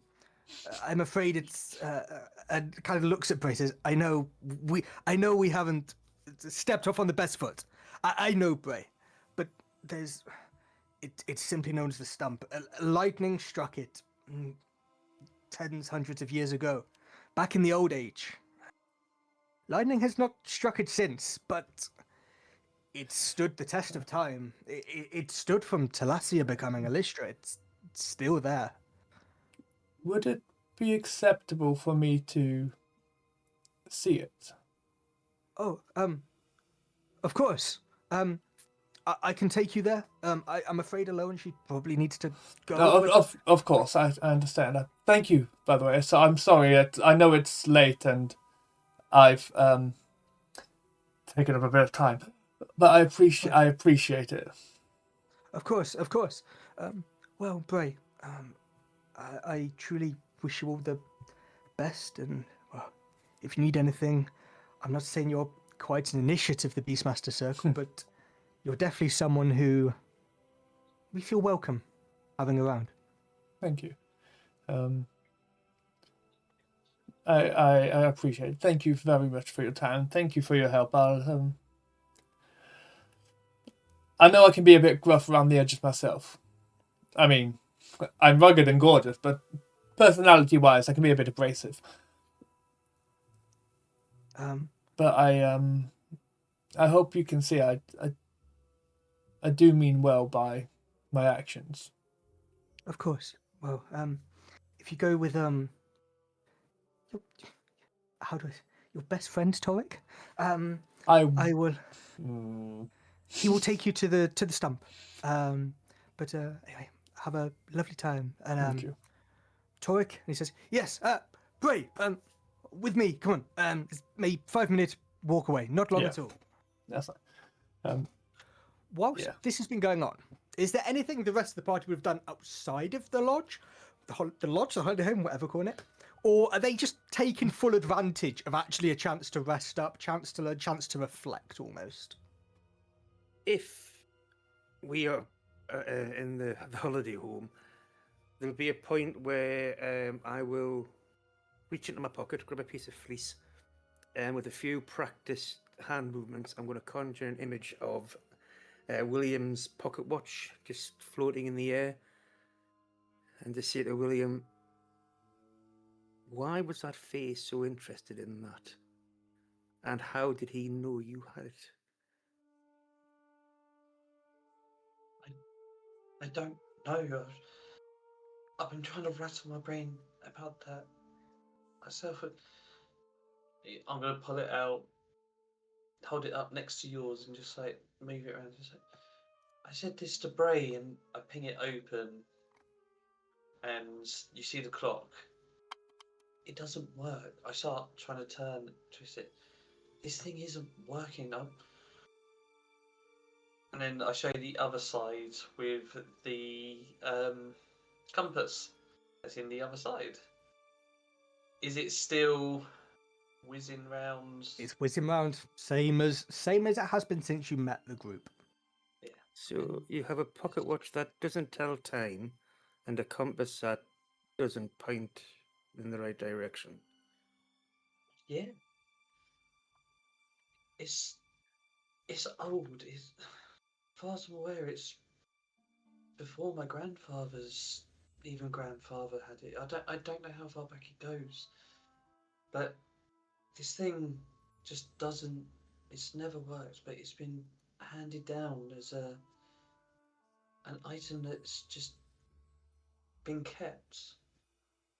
And again, I'm just gonna see it, just look at it, and just can't let it go. So if he had asked for anything else, I would have probably thought about it more. I'm not gonna lie to you, Cass. You you read right through me like my dad used to. There's no way I could lie to you. I If it was anything else, I would probably have taken the offer.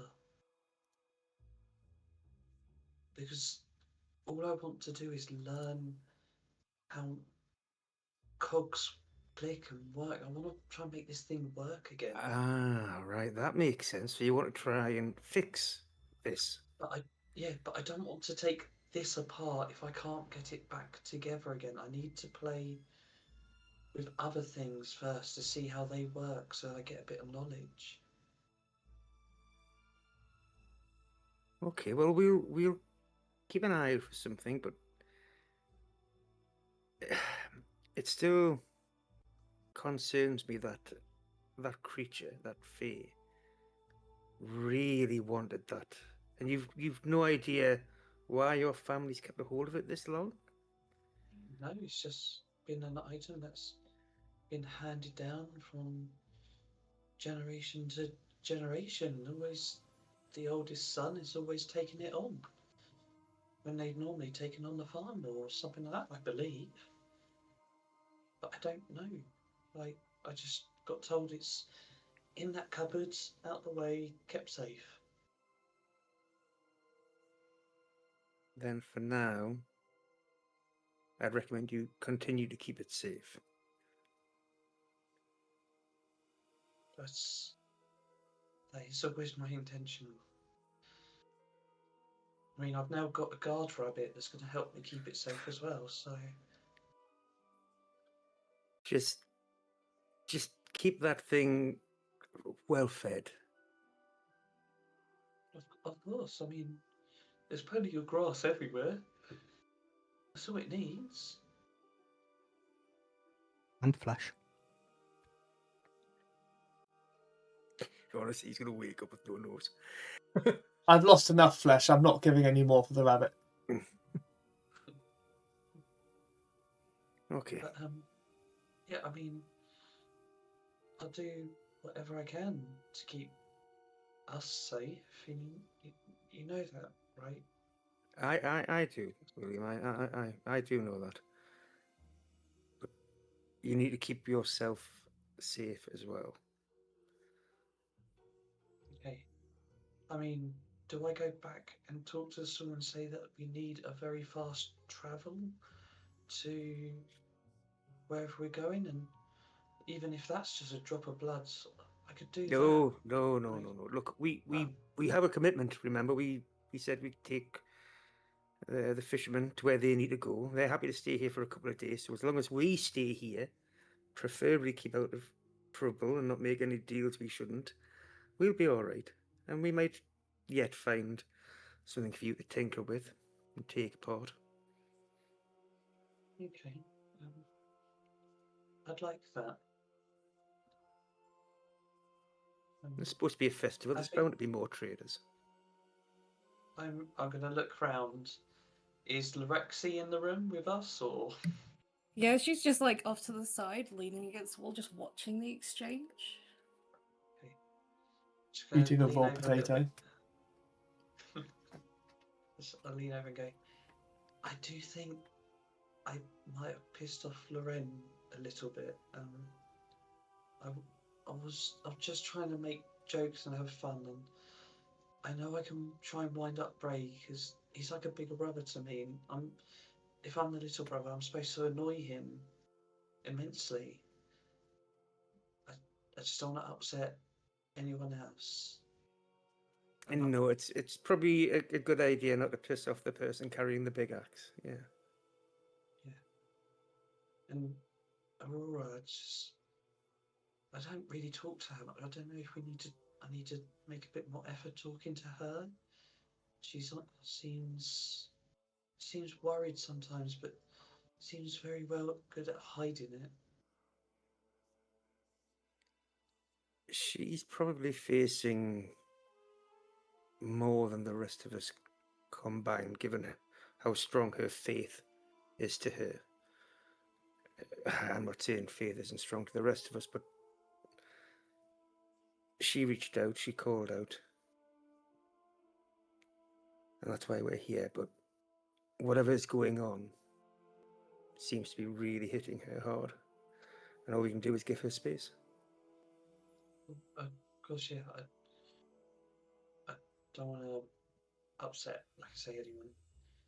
But I've learned a spell where if you do the radical hand signal of the old jiggery-joo next to your ear, I can always send messages backwards and forwards if we need to. Just so you know, I'm trying to tell everyone this. So Well, that's good to know. That will come in handy. yeah. And Cass, I've got one last question. I'm sorry, if I'm taking up your time. If you No, go want ahead. us to do things, do you know how to look after a pet? Because I'm gonna brush it. I'm gonna play with it. I'm gonna feed it. Is that all I need to do? Well, I'm sure you've got more experience looking after animals than I do. Plus, I don't really have so much a pet as more of a companion.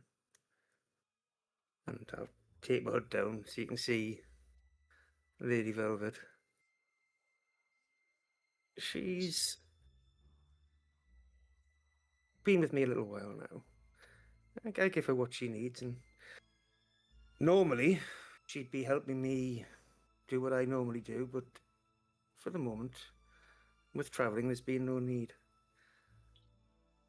Oh my god, that tail's so fluffy I could die. What's that around her neck? Is that like the only time I've ever seen stuff around animals' necks is like our dogs. It's like their collars. Is that a collar? No, that is something she acquired on my last excursion, and I think it suits her.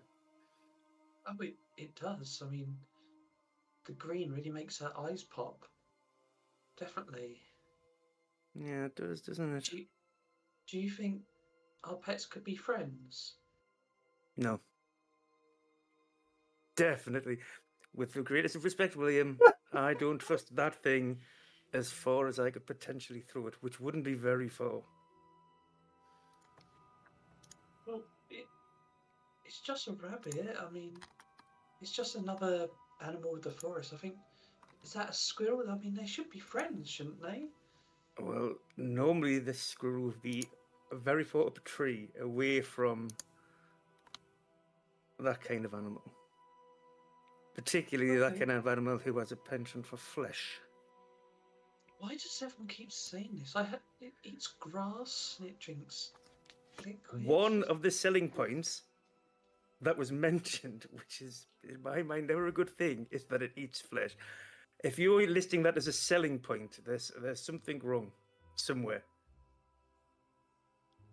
Well, I guess I'll have to just teach it to be a herbivore. You know, every time I see someone eating meat in front of it, I will have to go, "This is a vegan. You cannot do that. Think about the animals." If it was a herbivore, is it a him now? Heard before. Oh. I like that. That's good. I like that one. I like that. Inspiration for Bray. I like that. I really like that.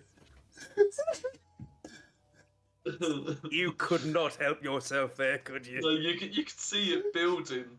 For podcast listeners, Dudley started getting more and more red as he got closer to his microphone. Oh, dear me. Oh, come on. Right, chat, give us a good title for this one because, oh my god, my head's not in the right place. The herbivore Fluffy. rabbit. The herbivore hare.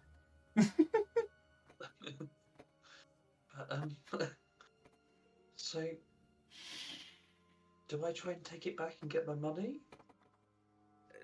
No, just as you say, just make sure that you feed it what you want to feed it, and that it stays happy and content.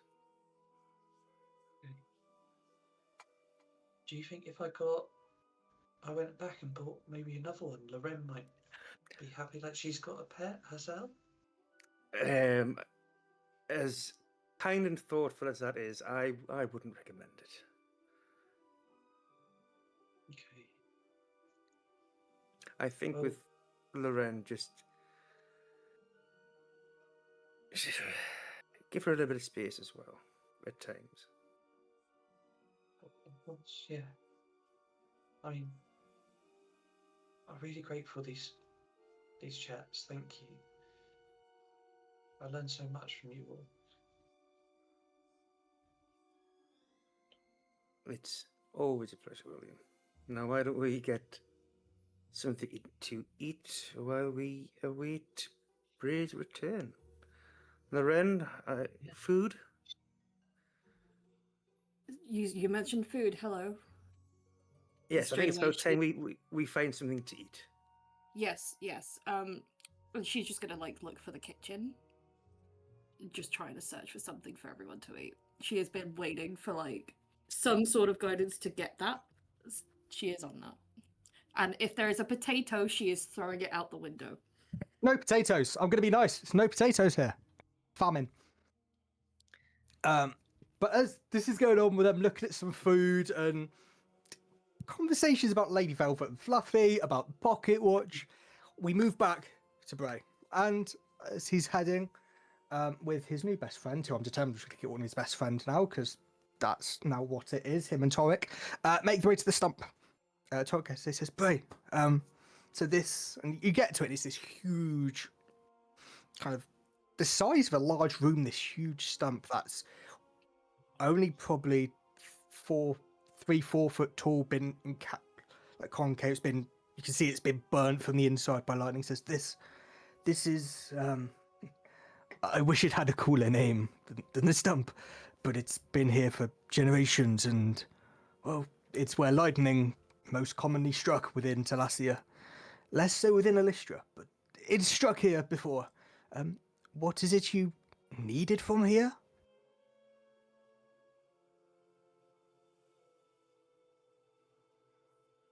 It's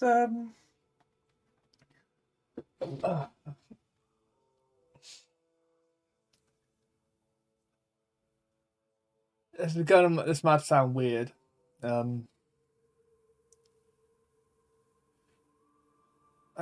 need. I hope this isn't sacrilegious of me. I'm going to jump into it, and I'm going to go right into the center. So he looks and he's very confused, but he just kind of stands by, more just looking around in kind of the glade of the forest around. He says, are you okay, Bray? You've just seemed to have jumped into a stump. Mm-hmm. Do you need me to just give you some time? Just a second. I'm going to reach down and I'm going to pop my hand sort of circled like this, and I want it in the center, as I'm going to have sort of key flowing from one hand and the other hand charging my lightning. Yep. And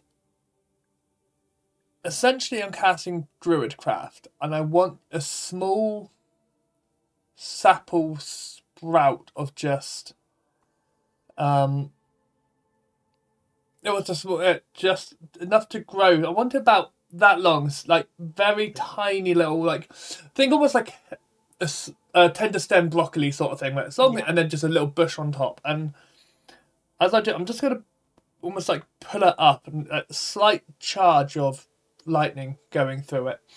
Yeah. All right. I'm going to walk back over to the edge of the stump and hop down. Before I go and have a quick run around,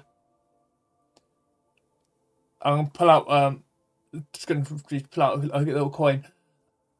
Do you have a book on taking care of those rabbits? Because I have a feeling he's going to need one. I've got something somewhere. I can, do you know what? I can. Now you've become one with us. Don't worry about gold or anything. Oh, it's his coin. Where are you dropping it? Where are you living at the minute? Just we are in enter location here. That's fine. He will. Yes, he says. Of course. Look, I will find something. I'll drop it off by the morning. It'll be there. Don't worry. I may have to go and search, but there'll be something. I guess it'll just have sort of food groups and maybe how to make sure it stays not eating yourself. He needs to know a little bit how to connect with. Yes. But he'll be fine. I'll make sure everything's okay for him. Thank you. I appreciate that. And can you just point, I believe, it sort of looks up, tries to get a little gauge. What, the ocean's that way, yes? And he kind of looks at you and says, Yes. Head west. That's where the ocean usually is. Thank you. Look, I appreciate Wrongfoot. Again, I know my personality is not the best of myself. I pat him and walk away. Okay, so Toy kind of looks and says, "Oh, well, if you ever need it, I'm here." So what is Bray now going to do? I am running along full speed to the water, and I am just running in and diving into the water, and I'm essentially looking for the seagrass, kelp, seaweed, any sort of ocean-based foliage. Yeah, there's there's going to be something there. I'm not getting any check because you spent enough time there being raised that you're absolutely fine. Yeah. And I'm pulling out this waterlogged just some, again, about the same length enough, and I'm sort of twisting it together as you just there's some random walker by will just see a Goliath Triton walking out, just like trident on his back, and just twisting this these two stems together. And he looks around and he's just sort of and I start rummaging around through different boulders and rocks, trying to find whether moss or ivy, something that I know that sort of grows and can almost become one with the rocks as it grows. Yeah. And as I do so, I'm, for argument's sake, I'm just you just said, I'm just going to assume I'm just going to find these things unless you say otherwise for now. I'm just going to, after a bit of search, I'm going to rummage and find some and sort of again add it into sort of this spiral bushel that I'm creating. And he sort of just has this moment where he's thinking to himself and begins looking up into the trees. So it's thinking of the lessons he learned when he was at the monastery, where he had the basic coverings of geography, the basic coverings of plants need this, all that, and he's looking for a similar to how mistletoe will grow in a tree. It's a separate plant. Same with orchids. Looking for essentially what or as you can buy in the florist shop, something called an air plant, where they don't need soil, they don't need to be locked into anything. They can just thrive in the open air, essentially. And it's going to be given the fact that there's also a Fey area, which is absolutely brilliant, considering I was before I even knew we were coming here, knew all this a little bit. I had already planned my subclass, so it's this is perfect for me right now. And Brayson sort of to start climbing up different trees and trying to fucking bold patch from the hat. Jumping across to sort of till he can find something that feels right. And again, it's going to twist it in almost as a way of sort of, like you said, where he's bringing the water. He's brought the stone and the earth. He's brought the lightning, and he's trying to bring the air in. As he's doing so, his hands are sort of, again, still trying to keep that natural energy he's used to flowing, and sort of as it's each one of his fingertips is going to have the slightest of glow as he's twisting, almost braiding, and thinking to himself, he's just missing that one last piece. Climbs down and just looks along the coast one more time, looking specifically for a very weathered pebble. But as he's looking, it comes across a dull, almost not quite crystal, like sea glass. Yeah. Picks it up and sort of opens up like the center bit where he sort of weaved these bits together and just tries to push it in between, so it's almost like held like in the sort of locking thing, almost creating like a little amulet like moment inside. Takes out one of the daggers from his boot and twists where there's like some red and the red and green of his hair comes together and just sort of snips it to tie the end at each side together. He thinks to himself like, it's personal. It needs to be personal. It's sort of like mechanically trying to break it down in his head of the bits that are tied to me, tied with myself. The sea glass, which is from the shoreline, which is where the ocean and the tide and the land overlaps. The separates the together, bound by, and he just sort of holds it in his hand, and again, not fully understanding some of the stuff that is going on with him. He's going to reach out into that sort of level of magic that he was feeling. And as he holds it in his hand, essentially I'm casting Spare the Dying, because obviously he's picked living things. And trying to pull this very basic cantrip up through the stem into the stone, just to give it that faintest sort of glow. And as it gets there, essentially I'm ticking off uses of Strike of the Storm Giants, and I'm just ticking off the uses of my key for doing this as well. And I'm even going to strike off the use of the spell that I've grabbed as well, as just going to sort of whisper. At first it's Bray, and then there's just another little word that will come out shortly after with a very heavy sigh. But as it does say, that little bit of thieves stone, while still dull, very all scratched up and opaque, yet still very smooth, just inside, as he states the secondary word, it almost picks up this very small glimmer of green and gold. The mixture of his key, and this natural energy.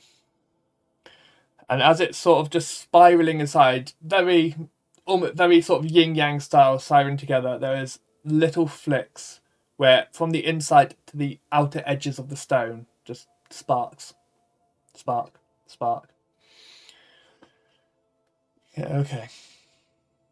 As this is sparking, you hear a voice you don't quite know in your head.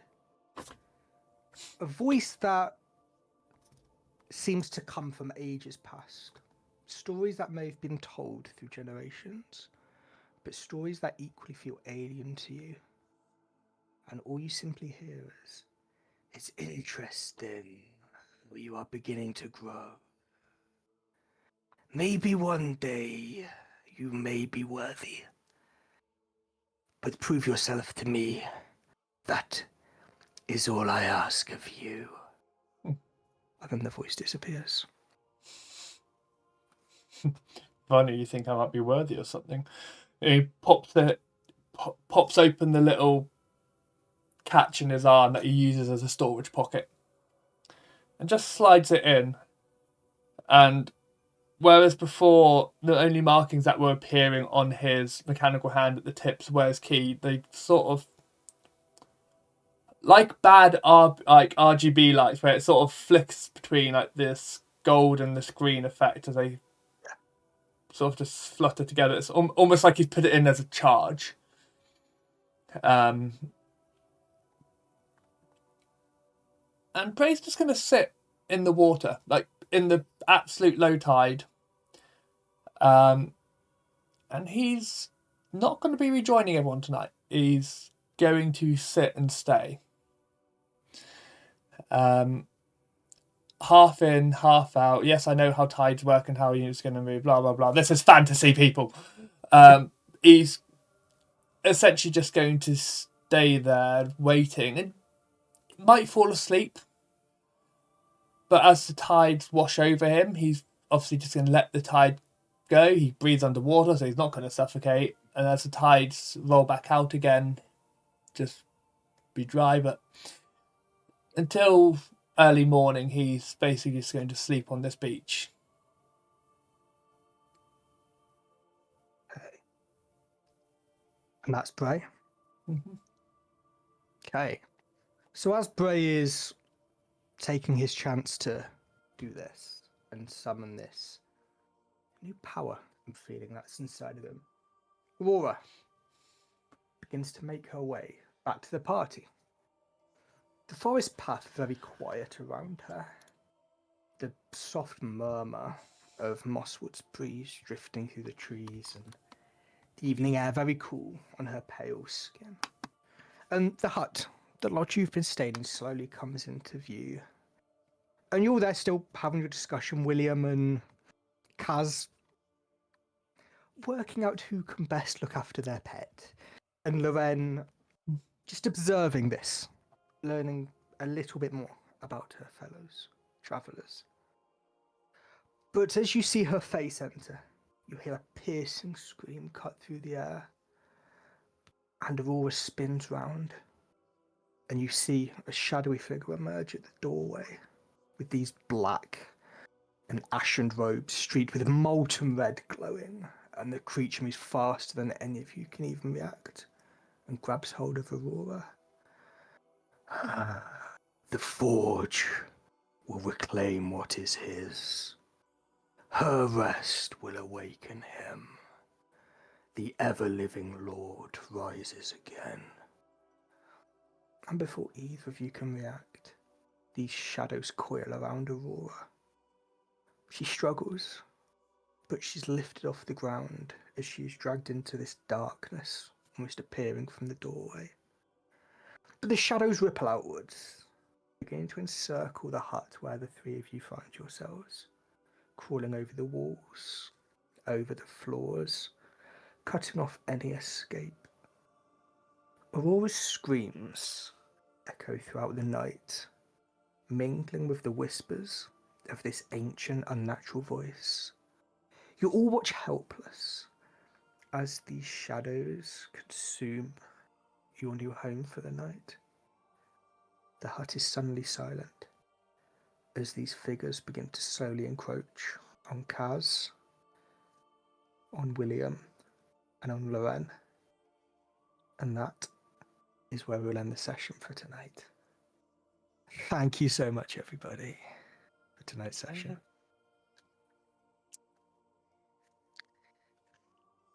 Yeah. That's gonna be interesting next week. Yeah, definitely. Yeah.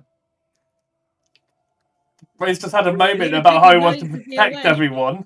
And now it's like, oh shit, it's happening while he's away. Oh, no. Yeah. Bree is away having a voyage of self-discovery, and we're getting attacked by a shadow monster who's just stolen one of the party. And that is a perfect summary of the session. So, as the DM is dying, thank you, everybody. Aura's gone for now, but she definitely will have a way to come back, I'm sure. So, it's my usual thank you to my amazing party for the session tonight. Thank you to all of you for watching. And remember, if you've enjoyed the journey, we are across everywhere, as me and Luke continually say to all. We're on Instagram, we're on TikTok, we're on YouTube, we're on Spotify, and even our very own Questing Through Elystra Discord. Eventually, So- we'll use them all. We will eventually, yeah. Yeah, We will get there, everybody. At some point, We there'll be will. content there. At some point in 2029, we will get that. I've put a deadline. So that wraps up our next chapter of the Chains of the Pantheon. Thank you so much for joining us. And as always, I'll catch you next Friday. Same place, same time, as the story keeps on rolling. Cheers, everybody. Bye. Thank Bye. you. Bye. fuck.